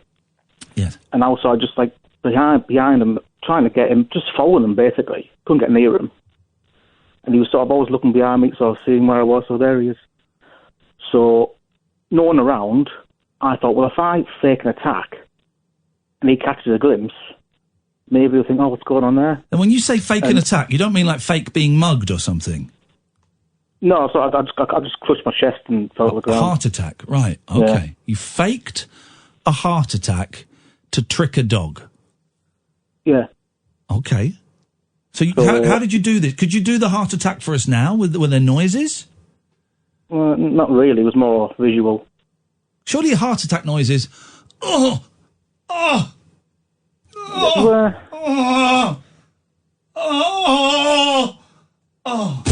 I'm glad I've heard that for when it actually happens. Yeah, which is looking more and more likely as the waistline increases. I did that.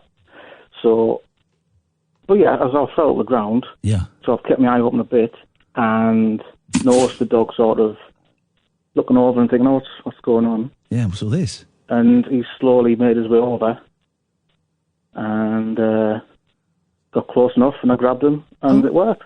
Now, because the dog grab is tough, man, because you've got to wait for them to get close for you to reach. And if you go in too slowly or too early, they're off. And they won't come near you for another 10 minutes. But he was licking my face. He was really close to me. So you know why? Quite close. You know why? He was hungry. He thought it was dinner time. There we go, you see. Trying to revive me. No, he was trying to eat you, mate. He's trying to eat you. You're a tasty fella. Yeah, maybe. But yeah, so... Okay. That's what happened. Okay. Truth. Well, okay. The truth... By the way, Glasgow, sold out. Thank you very much indeed. We'll see you on Saturday. No more of that. Okay, Nelly, that's the truth. What we're going to do is we're going to put this to the public vote. Don't worry, this isn't like the phone-in yesterday where people threatened Rainbow George with physical violence. This is not. I just want people to phone up and say true or false. True, or actually do it in English. True or false. Okay, 03. Are you up for this, Nelly? Yeah, go on then. You sure? Yeah, I've got another game. I've got another top 10 list, but we can leave that if you want. Yeah, we can. Let's park that. Leave that. I tell you what, here's the thing. If you're found to be telling the truth, do your top 10 list. We do the forfeit. Yeah, we do the forfeit. If you're found to be lying, you can't do a top 10 list for the whole of June. Oh, no, high stakes. Is he going to take it? Matey, mate. I tell you what, here comes the first call. Let's just have a little taster. Let's just see what the first call says. Hello, caller, true or false? Did you get that story from Carl Pilkington? That was a bag of shite. Well, okay, that's controversial. Let's play nicely, please. Play nicely. I'm going to put that down. Play nicely, please. I'm going to put that down as a false. Oh, idiot. Do you wish to continue, Nelly? Yeah. Okay, 03 44 499 1000 is the telephone number. You've heard, dear listener, we're going to take calls straight away just for a few minutes. You've heard Nellie's story, and please play nice when you call in. Do you think it's true or false? You just come on, you just say true or false. If we get, whichever one gets 5 votes first is the answer. If you decide it's true, he can do his top 10 list. Always a lot of fun for him. If you decide it's false, he cannot do a top 10 list for the whole of June. Let's go to line 2. Line 2, true or false? Hello, line 2, listening to LBC. Hello. Hello, you're on the air. True or false? It's definitely true. What makes you say that? Thank you. Are you not even listening to us? What are you listening to? No, I am listening to you. Turn the radio off. I can hear Chuka Ramona in the background. Well, I tried to turn it off, but I ended up changing channels. That's convenient, I'm not isn't sure it? that's true. So liars are phoning up to support Nelly. Okay, that's fine. We don't judge a man by the company he keeps. Although we should do 03 44499 1000. True or false? It's 1-1. It's the first that gets to 5 will decide. Line 2, true or false? It's obviously false. And what makes you... Now, you worked with hardened criminals. What makes you say it's false? I've worked with hardened criminals. Thank you very much indeed. Let's just take a minute to think about hardened criminals. Wow. Let's go to line 3, true or false? Very true. It happened to me similarly the other day. What happened? I was out walking this lady's dog. I walked in the countryside and it went missing. It just ran off. It didn't want to go out for a walk in the first place, but I made it and I lost it. And then I lay down in the grass and I pretended to be just out cold and it came back to me. But it was a smaller dog. Right. Now I think we have to do a phone in straight to where do we believe this guy's call? Yeah, I mean, come on. All right. We're good. I don't believe him. It's 2-2. Everyone knows that doesn't work with smaller dogs. 03. Also, how would the dogs see you if you're on the floor, lying prone? 03 44 499 1000. Good evening, line 4. True or false? It was true. I was there. You were the dog. Flipping it. We're just getting idiots phoning up. This is don't. That was the perfect response. Your laughter encourages them. This is why we need a use her then. Go on. Okay. I haven't got the answers for this. Okay, it's 3-2 in Nellie's favour. Let's go to line 4. Line 4. What do you think? True or false? Hello, 100% telling the truth. Did you phone us up earlier on? No. No. Shut up, Nellie. Who are you? It's Nick from South Wales. And what makes you think, Nick, that he is telling the truth?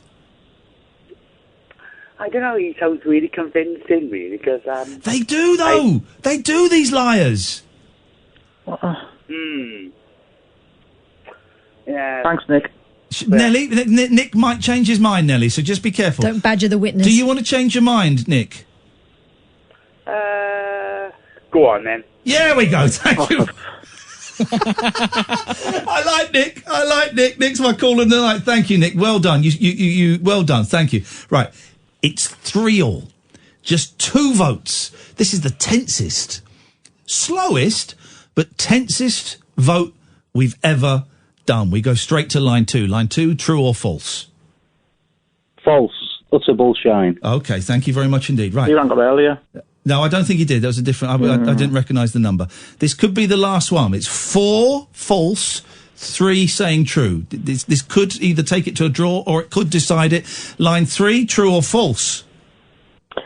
I've got a top 10 list here of the biggest lies ever told. Okay, let's hear it. Definitely at number 1. Number 1, thank you very much indeed. Nellie, I'm afraid the human lie detector, the most accurate lie detector test anywhere in the world. Still not admissible in court. Of course not, is, well, it is. That's a jury.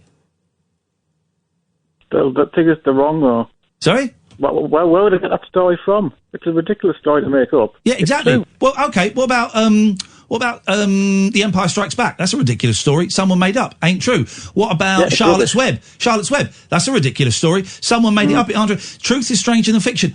No, it's not. It's not. Ghostbusters is stranger than anything that's ever happened in the real world. Truth is not stranger than fiction. Fiction is stranger than truth because you can make it up. You can go back in time. I could turn into an elephant. So you made it up, Nelly. You need to accept that. You've been found out. You're very, very welcome to call. You're very welcome to contribute. And we'd love your weight updates if you're still doing that. But I'm afraid, sir, we will not be accepting any of your top 10 lists until at the very earliest, July the 1st. Well, I'm going away for a couple of weeks in June, so it's all right. Flipping heck. You wasted an opportunity there. Also, he claims. Where you going, Nelly? Greece, actually. Whereabouts in Greece? I know Greece. I can't pronounce it. Thanks very much for calling, Nelly. Enjoy your time in Thessaloniki. I did start off trying to say a real place and then I got lost. Thank you, everybody. It's good to... We don't like fake news here at Talk Radio, unless, of course, it's Julia's show. 0344 499 1000, last hour of the show, the Late Night Alternative with Iain Lee and two Kaths on Talk Radio. Talk Radio. The Late Night Alternative with Iain Lee on Talk Radio. We have ways of making you talk. Little fella, you're so tired, you can hardly lift your head, but you want to hear a story before you go to bed. So if you'll be quiet and listen patiently, I'll sing you a song that my mother sang to me. Little cowboy, put your saddle in the barn, tie your horse up tight so we'll know no harm. Put your hat and your guns beside you on the chair. Don't forget you got to say a little prayer. Little cowboy, you better hit the Sandman Trail or you'll be late for roundup time, you know. If you wanna be a cowboy, you better rest a while. Little cowboy baby of the old corral. Little cowboy baby of the old corral. Bit of Harry Nilsson. You can't go wrong. Thank you. Midnight is the perfect time to put on a bit of Harry Nilsson. Just after 12, get a bit of the old Nilsson out. Nilsson Schmilsson, bishy bashy boshy, you're done. 0344 499 1000 is the phone number. It's the Late Night Alternative with Iain Lee and Katherine Boyle. The Nelly, it's pathetic. This is Dan. He saved me from my fake heart attack. I mean, come on. I don't want to report you to Twitter, but I might have to. Yeah, if I'm going to Google cute dogs, I'm going to find that dog first off, right? And that's what I'm going to slap in and say, yeah, this is the dog that saved my life. If that dog was trying to save your life, I don't believe it. If it ever happened, that dog was trying to eat you. Yeah, exactly. Thank you very much indeed. Hey, Zamo's going to be in EastEnders. Hey. That's good, isn't it? And I have reason to believe that Zamo listens to this show. What makes you say that? He started following me on Twitter a couple of weeks back. The front door. Mm-hmm. Really? Who is he on Twitter? His name's Lee, isn't it? Okay, that narrows it down. Hang on. Can't remember his name. I know we should know his name. Of course we should know his name.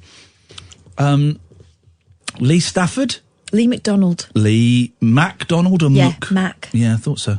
Lee Mac. Well, okay, there's a lot of them. All right, well, find the one that follows. Also, I'm sure he follows you. Hey, he follows me! Lee McDonald follows me! No. He does! Of course he does. People never follow just me. He follows me. Oh, that's brilliant. Well, if he does listen... Well, it's been in the papers the last couple of days, and I kept meaning, oh, God, look, there's a picture of him with his dad. And it's the thing that everyone say, but of course, doesn't he look like him? Doesn't he look like him? It's been in the papers last couple of days, and I keep writing it down, going, oh, we should mention that, we should acknowledge that. He's got a part in EastEnders. Good. That's brilliant. That is brilliant. About time, because for too long, I'm sure he didn't see it, but he was not the butt of a joke, but it was those. Where are they now? Well, for a long time he was working as a key cutter in Soho, and I hate this. There was that thing with the guy from The Fresh Prince, wasn't there? Who was found working in The Cosby Show. The Cosby Show, that was it. He was the husband, wasn't he? Of, yes. Lisa Bonet's character. There we go. Oh no, the other one. The other sister. Yeah. And he was working in a grocery store or something, and it was look at how the mighty have fallen. No, look at how a bloke whose life hasn't quite gone the way he perhaps wanted to is providing for himself and his family. Yeah. I never got that. Actually, it turned out that guy was still acting as well. Yeah. And I never got I remember Daniela Westbrook being laughed at because she was working in a phone shop for 50 quid. She's working. And that's the thing, this business, right, is so up and... I've had nearly 21 years of pretty consistent work, with a few blips, pretty consistent. That is so rare. But if I didn't work... And I've managed to save a few quid in the bank. I've been a little bit clever. But if I didn't work for a year and there was nothing on the horizon... I'd have to get a job. Mm-hmm. What, I'm going to live on the jungle for the rest of my life? Of course not. Actors who stay actors consistently and don't have to do anything else are so rare. They're the rare ones. Yeah. So I've always kind of had a very soft spot for him, so I was thrilled when I saw that, and I'm not a big. I don't really watch EastEnders, but you know what? I might check it out if he's in. The Star have done Where Are They Now? Where did the Hill stars end her up? That's clever. Okay, right, fine, fair enough. Suzanne Tully's a director now. Yeah, she is, yeah. Directed some of Line of Duty. Yeah, because didn't she start out at EastEnders? Or she certainly was known for directing EastEnders for a while. No. Yeah. Did she? Yeah. Oh, good for her. Tucker Jenkins, unfortunately died of AIDS. No, that wasn't Tucker Jenkins, mate. It was Tucker Jenkins? No. Yeah, Tucker Jenkins. That was Mark Fowler. Same guy. It was the same character, wasn't it? It was the character, yeah. It wasn't the guy. Yeah. I don't think Tucker Jenkins did. I think Tucker Jenkins just left school. The lovable character spawned spin-off series Tucker's Luck. Oh, Mark Fowler. Okay, no, who was diagnosed with HIV. Okay, right, fine. He just went on Dancing on Ice. Mm-hmm. I was going to say, he looked really well when he was skating. Benny Green. I know. Died. Isn't that a shame? That was really sad. Trisha Yates. It's really weird. Here's the thing. You've got to sum up someone's life in the last 45 years. You've got to sum up 45 years in 2 paragraphs, right? What are you going to put in? How are you going to do it, right? So this is... With women, they'll always say how many kids they had. No. But very, very similar. Trisha Yates, played by Michelle Herbert. After playing a bad girl in the series for 5 years, she gave up acting to work for a sweet firm, then moved to Dundee to run a glazing firm with her husband. In 2015, age 50, she underwent a mastectomy after being diagnosed with breast cancer. Right. Was she... Yeah, okay, that's great. What's she doing now? Yeah. I'm assuming she survived. I'm assuming she's well. What's she doing now? I don't want to say that's irrelevant because that demeans a huge part of her life. But if you're summing up someone's life in 2 paragraphs, I don't think I'd put that in. Don't think, unless they then went on to form a charity that raised £100 million or they didn't make it. Yeah. Okay. Fiona Wilson, Michelle Gale. Grange Hill's rapper would go on to star as Hattie Tavernier in EastEnders, then find chart success with hits such as Sweetness. Yeah. Surely would go on to find chart success with the hit Sweetness. It's one I can remember. It's a great song. Yeah. 'Cause your sweetness is my weakness. I still sing that from time to time. If I have to say the word sweetness, I'll still sing that. The former wife of ex-footballer Mark Bright, the 48-year-old has since forged another career as a novelist. Claire Scott, played by Paula Ann Bland. There's a picture of her as a glamour model here, that's why I'm gulping. Her character was so successful that Paula even released a cover version of Kylie's Locomotion. She went on to itself a cover version. She went on to star in Only Fools and Horses and famously posed topless for men's magazine Mayfair. The 50-year-old mother of 2 now runs a PR firm. It's interesting that Mayfair is described as a men's magazine. Found a stash of those as a kid. They were not GQ. Tracy Edwards. I don't know who she was. Let's have a look. Up there. Don't remember her. No. Don't remember. Callie. Hey, Callie, I had a crush on Callie. What's that for? Yep. What? No, it's fine. And what's that for? Just telling you I had a crush on Callie. You mention that every time we mention Callie. Do I? Yeah. Do I really? Yeah. Do I? Yeah. Okay, I wonder if we can get her on the show. Okay. No? Her name is Simone Hyams. Hyams. Simone Hyams. After melting hearts on the show, Simone went on to appear in Baywatch. Now 47, she's quit acting to work in events management. Okay, well, there you go. Well, good for Lee McDonald. We say, congratulaziano, we love you, and it's about flipping time. You got back acting where you belong. What you got for us, Boyley? Oh, this is a very, well, I think a funny story, but thankfully it didn't have tragic consequences, I've got to say, and don't do drugs, kids. Nope. Bloke cleaning old synthesizer goes on 9-hour acid trip after touching LSD-coated knob. Don't believe it. Do not believe it for a second. First of all, never put LSD on your knob. Secondly, that would have evaporated. A bloke who was restoring a classic 1960s electronic instrument. Was it a Moog? No, it wasn't. I'll tell you in a minute. Got a little extra taste of the psychedelic era. Aye. The Buchla Model 100. Okay, yeah, I know exactly what that is. Is a rare synthesizer produced from about 63 to the early 70s, used mainly for esoteric psychedelic soundscapes rather than more conventional pop sounds. I don't think it's technically a synthesizer. It's a deeply trippy sounding instrument. They kind of came about in the sort of 68, you call a Moog a synthesizer, but that would not be a synthesizer, not in 1963. Please, sorry, carry on. And it's not just the sounds that make it trippy. California State University East Bay campus own a Buchla that needed some restoration work. Yes, right. And the broadcast operations manager at local CBS TV station KPIX5, Elliot Curtis, offered to undertake the work for them. Yeah, why not? Friendly guy. As he worked on the instrument, reports Elliot's own station, KPIX5, he came across a mysterious crystalline deposit stuck under one of its many knobs. He picked out the substance and sprayed the area with contact cleaner, and as he did so, he felt a strange tingling in his fingers.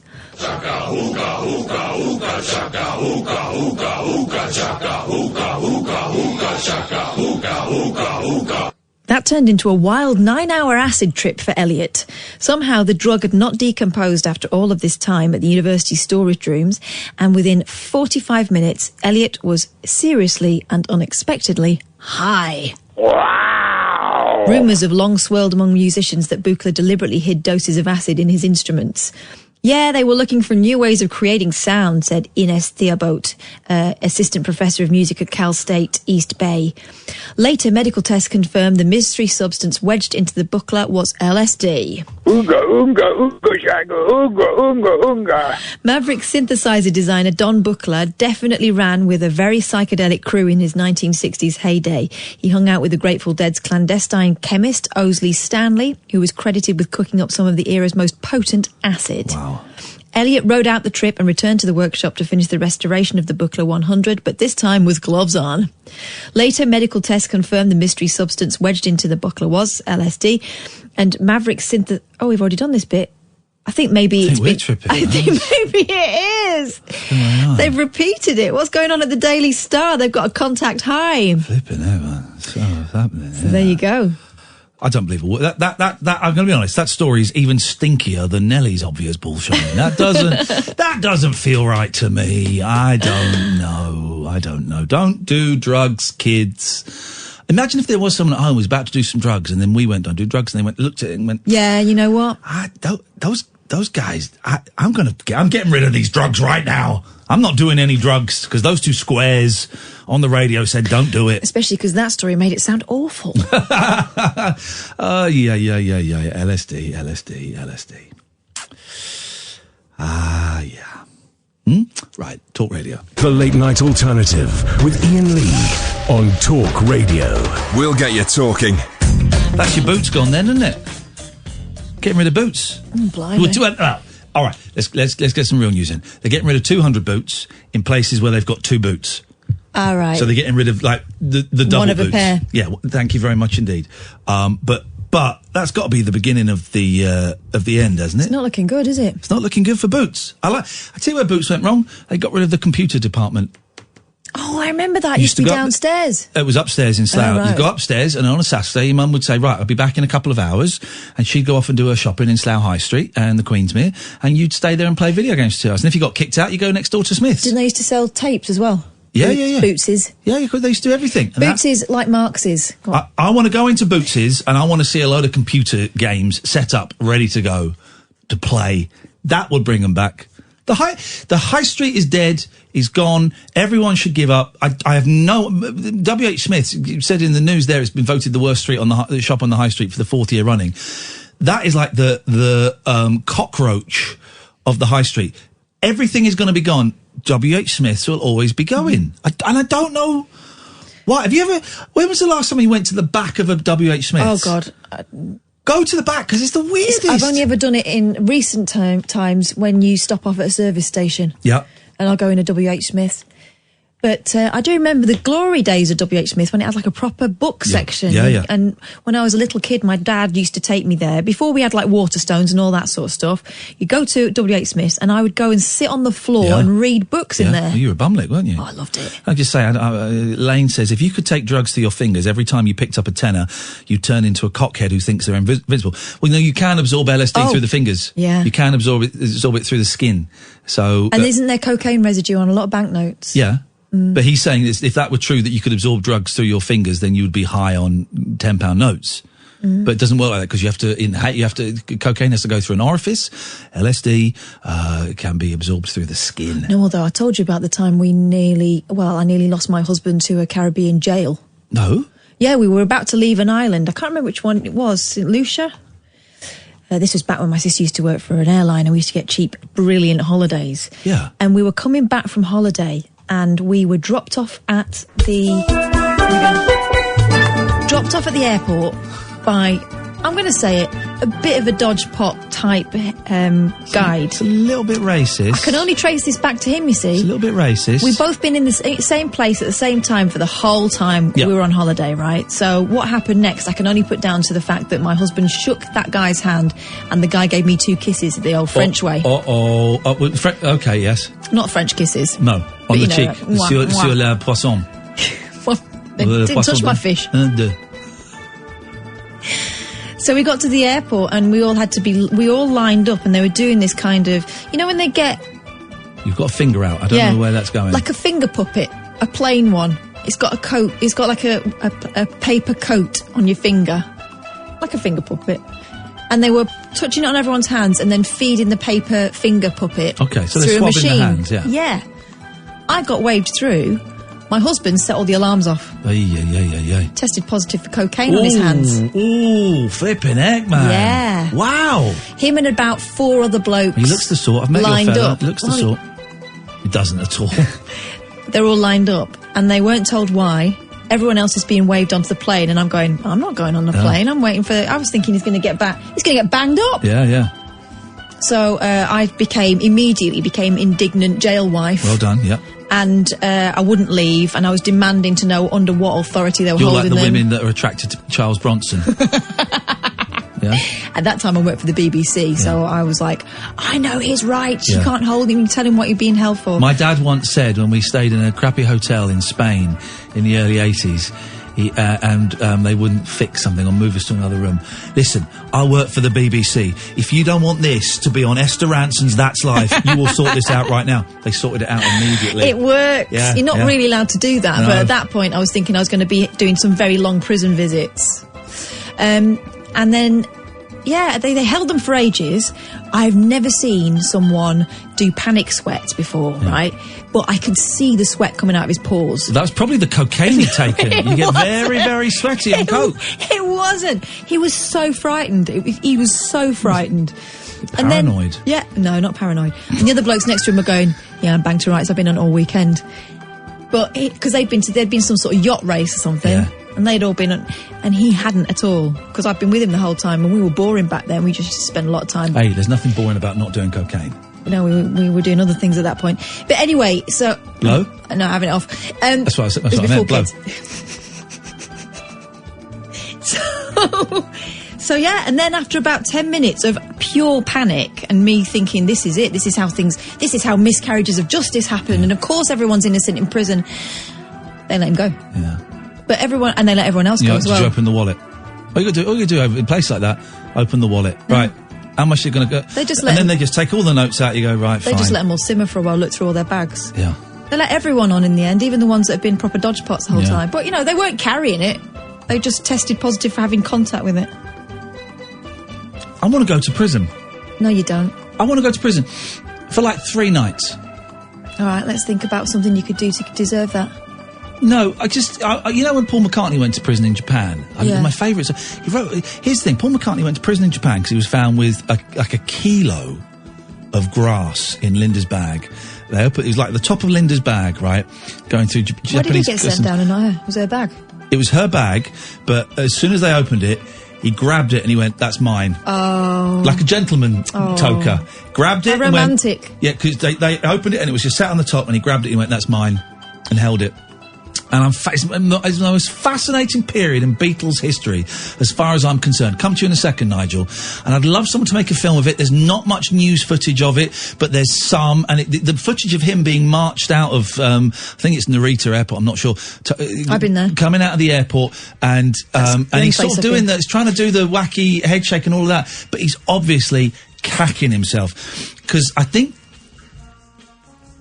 the penalty could have had the death penalty. What? I think. It certainly would have been life. And he was in prison, I think, for 10 days. And he had to shower with everyone. They were calling him yesterday, weren't they? Calling him yesterday and stuff like that. And here's the weird thing. He wrote a book about it, right? He wrote a book. And it's locked in a vault. And cannot be read by anyone until he dies. Oh. I didn't know what that music was, and it didn't actually fit, but... Oh, I think it's kind of groovy. It's locked in a vault and cannot be read. It's called something like, the hummingbird, or it's something poncy like that, and it cannot be read till he dies. I want to read that book. I wonder if we have a word with his brother where he can nick it for us. Like you would with your sister's diary. Mike's coming on the show. Mike McCartney's coming on the show soon. He's got a re-released album coming out. He's coming on the show soon. He won't stop tweeting me. Oh, God. Flipping it, man. He can talk, can't he? Won't stop. I mean, literally, he won't stop. Won't stop tweeting me. Let's go to 0344 499 1000. Good evening, Nigel. Good evening. Hi, Ian. Hello, Katherine. Hello, Nigel. What can we do for you tonight, Nigel? I've been all the week ringing the wrong number. Oh, stupid me. I didn't know that you changed the number. They haven't changed the number.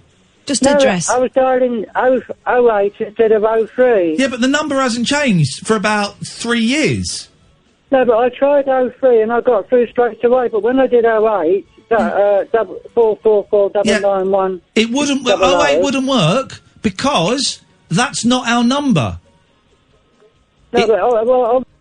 in the wrong number because I got through straight away with the 03. Yeah, you would because that's the right number. We haven't been 08 since we started, have we? No, it's been pretty much always 0344 499 1000. Yes, but I've been doing 08 every time I've called you before. It was 08 I did. No, it hasn't. Well, you haven't. Anyway, you called us now. It worked. We're here. What can we do for you? I've just gone in. I've just had my milk put in.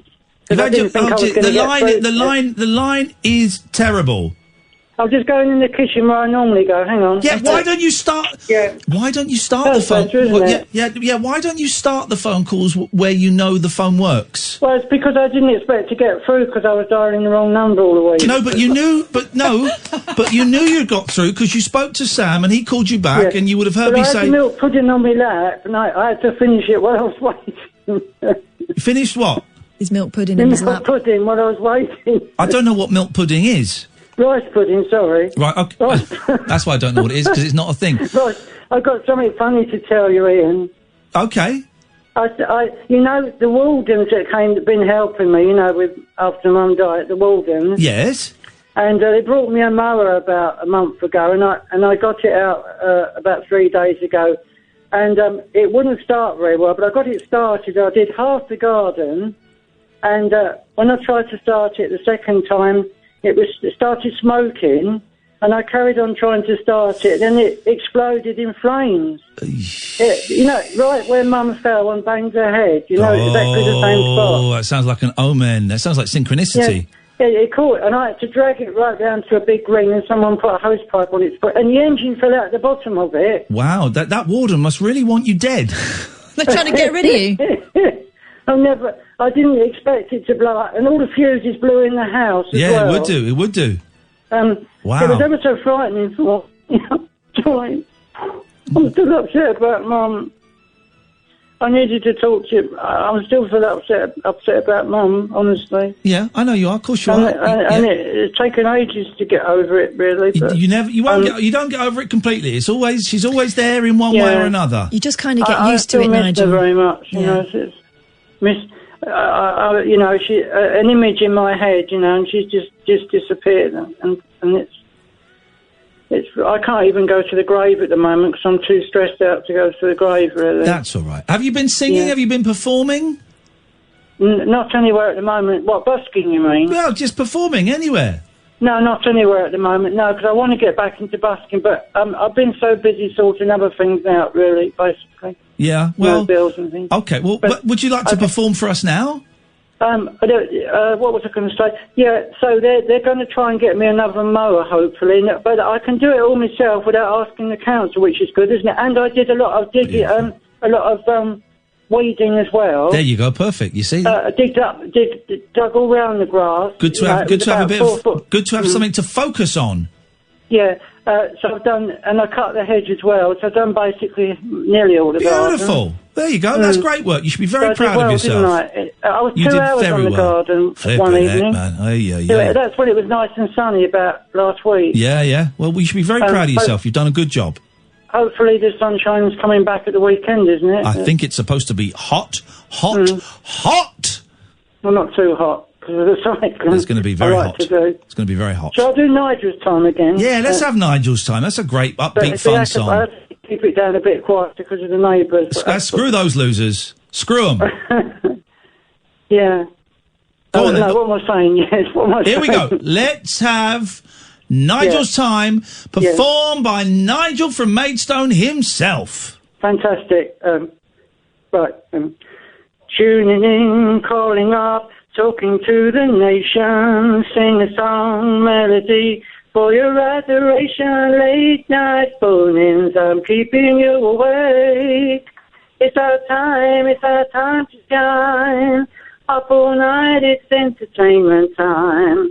It's our time to sing another line. Whoa, it's Nigel's time. Clouds are gone, sun is up on your horizon. Safe at home, back on the phone to my radio station. Late night phone-in, I'm keeping you awake.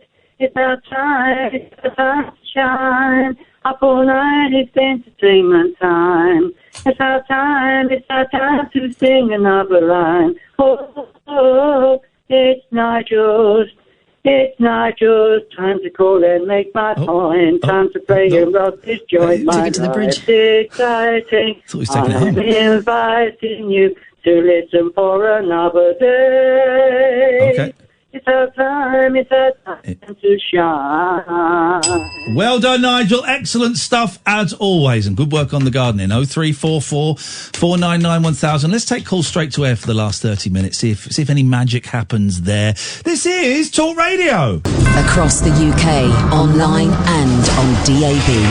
The Late Night Alternative with Iain Lee on Talk Radio.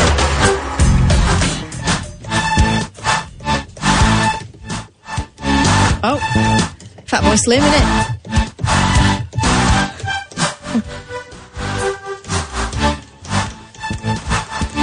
You're going to break that. Probably will. Oh, I'm out of breath. And we're going to take calls straight to air for the last 30 minutes. We'll carry on chatting. As soon as I see it's been quiet on the phones, but I think we've had some good quality phone calls tonight, which is great. Mm-hmm. So if you want to call in and chip in, you can do some nonsense. You can chat for a little bit longer. It's up to you. 0344 499 1000 is the telephone number. As soon as I see a number on the screen, I'll go, hello, line 1, you're on the wireless. Hello, Ian. It's Gemma in Nashville. Hello, who is this? Gemma. Hello, Gemma. In Nashville. How are you? Gemma in Nashville. Yeah. It's the weirdest thing because it's got a Manchester dialing code. Isn't that funny? But I know you're not. Hey, and it's not a great line. Hey, Gemma, how you doing? I'm good. I haven't called you since you've been in your studio. I thought you were going to say since you've been in prison. I thought, no, you haven't. How's life in Nashville? How's the country dudes? How's the cowboys? How's the oil? How's the music? How's the vibe? Very, very hot. Is it? Yes. It's 6:30 and it's 82 degrees Fahrenheit, so that's pretty warm. That's steamy. Heck, man. How are you keeping cool? Don't go outside. That's a personal question. Oh. Okay, for all we know, Gemma could be absolutely starkers. I do put my bra in the freezer. Sorry? Sometimes. I beg your pardon?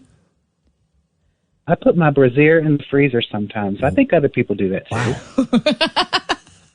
I've never heard that one before, but I'm going to try it this summer. I have not heard that, but that makes perfect sense. Iced tits. It works.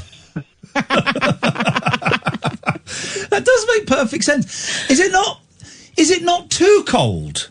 When you put it on? No. If you're really hot, it feels good. The opposite of that, in the winter, there's nothing nicer than a pair of ironed pants in the winter. Freshly ironed pants, so they're warm, you put them on. Ooh, yes. My first boyfriend, his mum used to put his pants on the radiator for him every morning before school. That is love, isn't it? That is love. That is love. But would you put your... I don't... Sorry? You put your what in the microwave? I put socks in the microwave before. Oh, right, okay. I don't think that's safe. I think they can catch fire. They're not made of metal. It worked. Okay. Would you, if this is too personal a question, then just let me know. Would you put your knickers, your underpants, your undergarments, your downstairs underwear... We get it. ...in the freezer? Or is that too intimate? No, yes, I would put my panties in the freezer. There we go. I would put my panties in the freezer. That's like a line from a play, isn't it? I would put my panties in the freezer. I love your accent so much. I love it so much. I want to go to Nashville, man. I really want to go to Nashville. We did think about it, didn't we? We considered doing the show from Nashville, Gemma, for a week. We looked at it, but just the flights there, it was really expensive to get to Nashville. Yeah. So, but maybe if we did come and do it, we could stay at your place and we could put our panties in the freezer. Put our panties in your freezer. Just unpack everything straight into the freezer.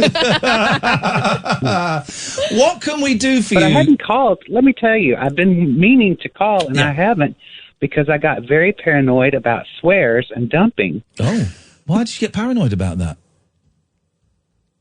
Because people do it a lot, and I'm afraid I might say something that we commonly say here that could be horrific there. You've got a potty mouth. Well, here's the thing, right? You don't have to worry about swears and dumping. That's for me and Kath. The dump button works now, so we're armed. Exactly. That's for me and Kath to worry about, right?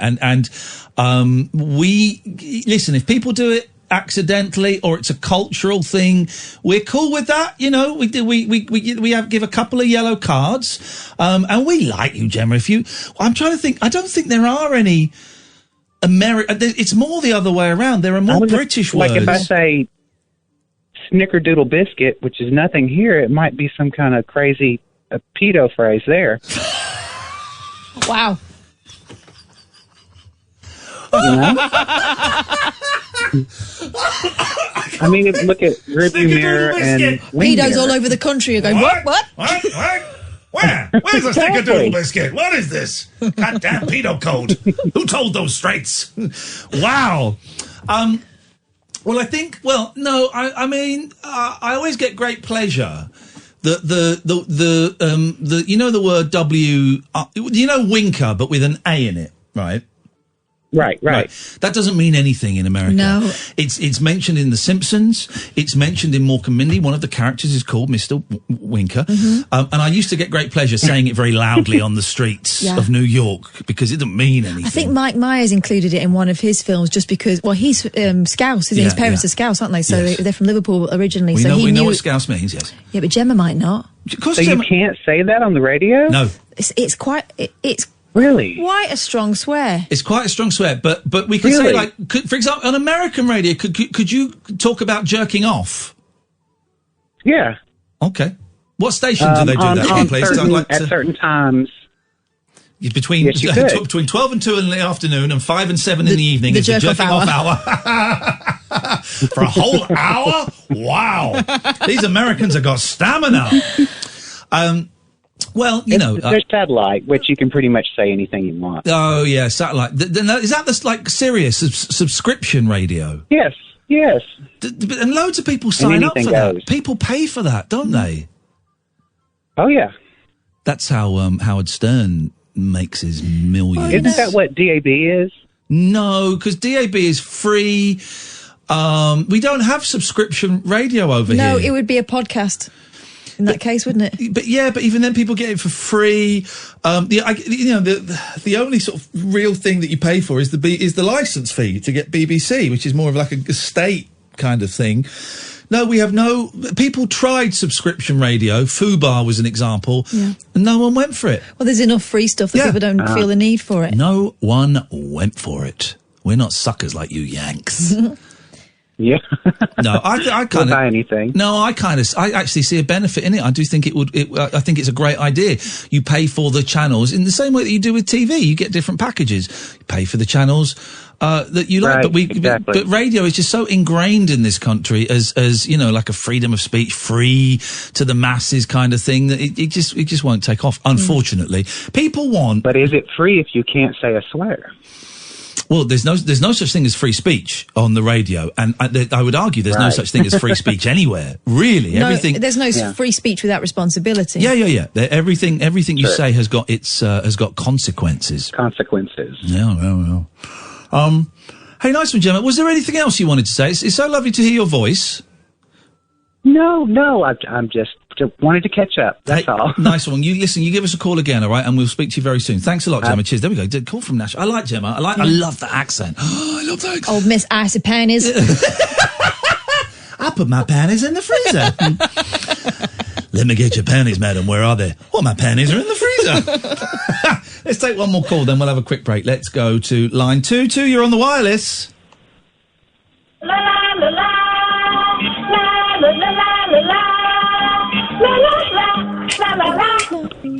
la la la la la la la la. Boom boom. La la la la la la. Great theme tune. It's a great show. The Red Hand Gang, kids going and solving crimes. Burn out.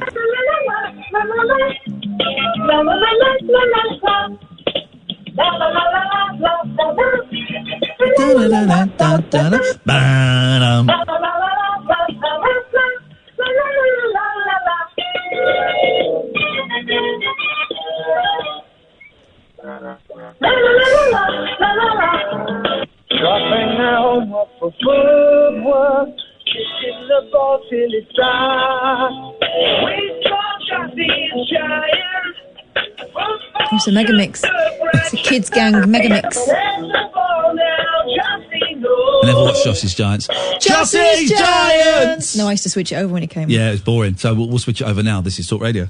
Jacked up jive talk for janitors, jazz cats, and gin-soaked boys and girls. Is that Commando? If you're awake, you're welcome. I've got 5 cactus needles stuck in my...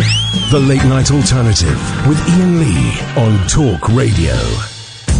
0344 499 1000. Call straight to her. Katherine has just come up with a theory as to why she thinks Leonardo DiCaprio... She has evidence that Leonardo DiCaprio is crap in bed. I'm just looking it up. Leonardo DiCaprio's girlfriends... Yeah. They never last over the age of 25, right? Well, they die. No, he just dumps them, right?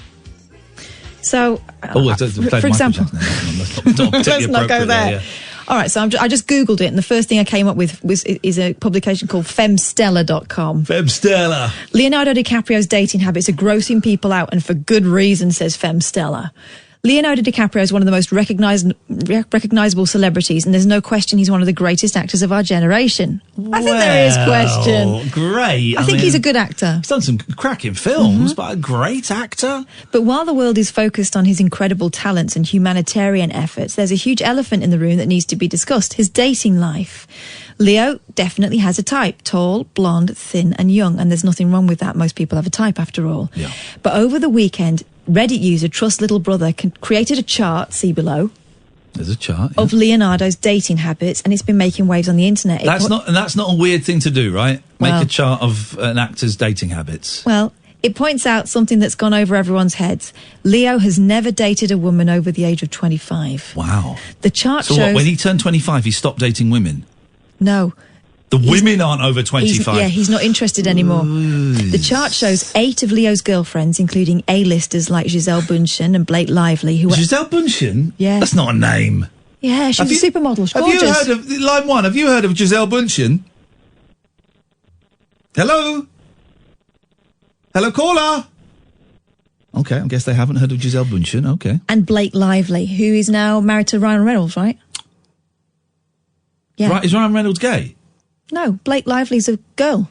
Shut up. No. Wow. They were 18 and 21 respectively when they first started dating the actor. Only 3 in the women in the list were 25 years old, but by the following year he was on to the next girl. Okay, yeah. Back in February, Giselle described how Leo's... Giselle Bundchen? Yes, Bundchen. Oh, okay.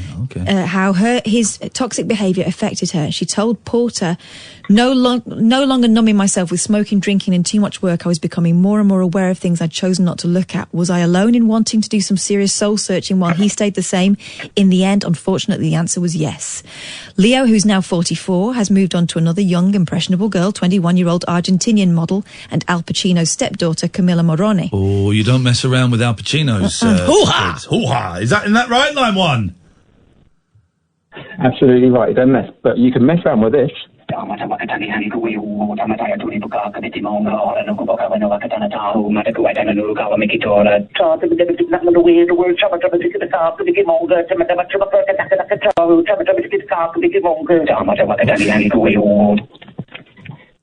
that the tip you're looking for? Yep, that was it. Thank you very much indeed. Yes, if you could send it over, that'll be wonderful. Thank you very much indeed. Okay, so he's going out with Al Pacino now. With his Al Pacino seeing his own stepdaughter. Sung Yi. When looking at it without context, it's just another middle-aged celebrity dating a younger woman, which is sadly pretty common in Hollywood. Without context, yeah. But give it some context, though. But what makes the whole relationship odd is the fact that he's known Camilla since she was 11 years old. To put that in perspective, when Leo was in his 30s, his future girlfriend was just starting middle school. Totally gross, but again, he's not the first celebrity to do something like this. Woody Allen is notorious for having an inappropriate relationship with his former partner Mia Farrow's adoptive daughter Soon-Yi Previn. Allen began dating Farrow in 1980, making Soon-Yi 10 years old when she first met Woody. In addition to Woody... She met Woody at 10? Mm-hmm. No, the Woody Allen. Yes.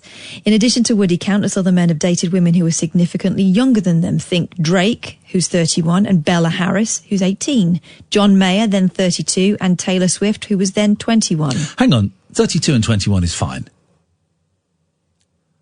Is it? Yeah. Yeah. I'd struggle. 21 seems really young to me now. I remember being 21 and thinking I was a woman. Yeah. I was a kid. No, 32 and 21 I think is absolutely fine. I would argue that 31 and 18 is, I mean, my kid I wouldn't necessarily approve, but I think it's all right. I'd struggle to date anyone below the age of 37. I'd start feeling, well, actually probably 39. You approach an 8-9 year gap for me and I'm thinking, this is not right. I don't see a real problem with 31. 32, 21, definitely. Definitely not a problem. Oh, no, it feels weird to me. Okay. Feels icky. Okay. It's icky. It's not a problem. Mm. Scott Disick was 34. Sophia Richie was 19. Wilma Valder... How about 42, 31? No. Because I think when a woman's in her 30s... The power balance is a bit more straight. When you're 21, what have you got? How about 52, 41? Again? Oh, you need to sort your... you got a problem with 52, the guy's 52, she's 41? No, I haven't. Oh, then what are you saying then? Have you got saying it's 20-somethings. Oh, the 20-somethings. All right, fine. 20-somethings. Okay. Early 20s, I think you're still a kid, really. 22? With what? With a 30-year-old or a 32? With a 32-year-old. I still don't think you've got an awful lot 23. in common. I think 26 is probably the minimum. Yeah. Wow. Yeah. Gosh. Okay, that's fine. Yeah. Okay. There's still a question as to why some older men choose to date women much younger than them. It sure as hell isn't shared life experiences. Obviously, I mean, this article in particular is skewed. I'm just reading it out. Yeah. And it's much more complex than just sex. It's about control. Temple University professor Lawrence Steenberg explained significant changes in brain anatomy and activity are still taking place during young adulthood, especially in prefrontal regions that are important for planning ahead, anticipating the future consequences of one's decisions, controlling impulses and comparing risk and reward. In other words, we're not fully developed. And thus it's possible for a man to mould you into the person he wants you to be. Of course, if you get older, as you get older, it's inevitable that your brain will continue to mature. Well, it's not. I don't think it's inevitable. So I present my first case. What? I'm very mature. I don't think When I was 21, I was an idiot. Yeah. Okay. Yeah, total idiot. Okay. I don't know. I think women... Right. All right. Here's my theory. There we go. Here we go, ladies and gentlemen. It's time for Kath's theory. I bet Leonardo DiCaprio's a bit rubbish in bed. This is it because I don't understand how you connect the two. Because he's dating very, very young women. Right. Who will go, wow, you're amazing and like sophisticated and stuff, and they'll be blinded by all. Whereas because he like dips his knob in like caviar. I don't know. And he's smoking a cigar, and he walks in with his dirty knob. I go, what is that? He goes, caviar. Lick it off, baby. I just think that women, as they get older and learn more about their bodies and what they like and stuff, maybe a bit more discerning. Okay. And maybe they're too much of a challenge for him. Dan says, I once read that your age divided by 2 plus 7 gives you the minimum acceptable age you may date. You're probably loaded. All right, so hang on. My age divided by, say I'm 46, so that makes me, that's 23 plus 7, 30. Okay. I mean, I would feel hideously uncomfortable. What are you, Kath? How old are you? 40? I'm 41. Okay, so we say, so half of that is 20, so 27. Imagine you've... I couldn't go out with a 27-year-old, no. 27-year-old lover. No. Could you not have... Oh, by the way, 10 minutes, a call straight to air, 0344 499 1000. Could you not have, like, a summer fling? I bet they'd be a bit rubbish. 27-year-old, they can... The thing with those guys, they finish, 2 minutes later, boom, you want some more? Yeah, but... Me, I finish, I'll send you a letter when I'm ready. when I'm ready to go again. Honestly, it's like summoning the dead after that. You have to have a seance. I'm out for the count. I'm going for a cruise around the world. I might be getting horny on the way back. That's it. 27-year-old, it's like snapping a ruler on the desk. I would feel wrong. 27. Anything with a 20 in it, no, not my business anymore. Yeah. None of my business. Not my department. None of my goddamn business, guys. Let's go to line 1. Line 1, you're on the wireless. Hello. Hello, you're on the air. Hello, it's Naomi from Bradford. Hey, Naomi. Hey, Naomi from Bradford. Hey, how are you? You sound very, very low key for you. You're normally so exuberant. Oh, there we go. There it's back. There it is. I know exactly why. She's lolling about in her pyjamas. She always is when she phones in. She's the muckiest. You should be at this time. The muckiest mare that ever did stare. How you doing, Naomi? You all right? I'm good. I was just listening to that last bit. I'm 38 and my partner's 46. There's a bit of an age gap between us. Yeah, but you're in your 30s. You're not in your 20s. When did you get together with your partner? I was 29. 29. And he was? And he was 37. 37. Now you're confronted with the actual barefaced truth. Yeah. You're backing away from your... I'm not backing away. Then tell her that she's a dirty perv. No, because I think around... Tell her. No, I think around... She thinks you're a dirty perv. No, I don't. I think around 30 is kind of the moment where women, are... I was in my 20s, though. Yeah, but only just. I mean, barely. Yeah, true. It's not the same as being 21, is it? Oh, no. 21, you're a kid. It was minging. It'd be minging. It would be minging. Okay, well, that's okay, that's what real life Katherine thinks. Let's find out what robo-Kath 2.0 thinks. I think you are a dirty pervert.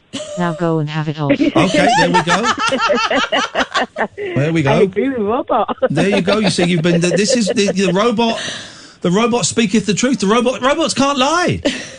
Robots, exactly. Robots are unable to lie.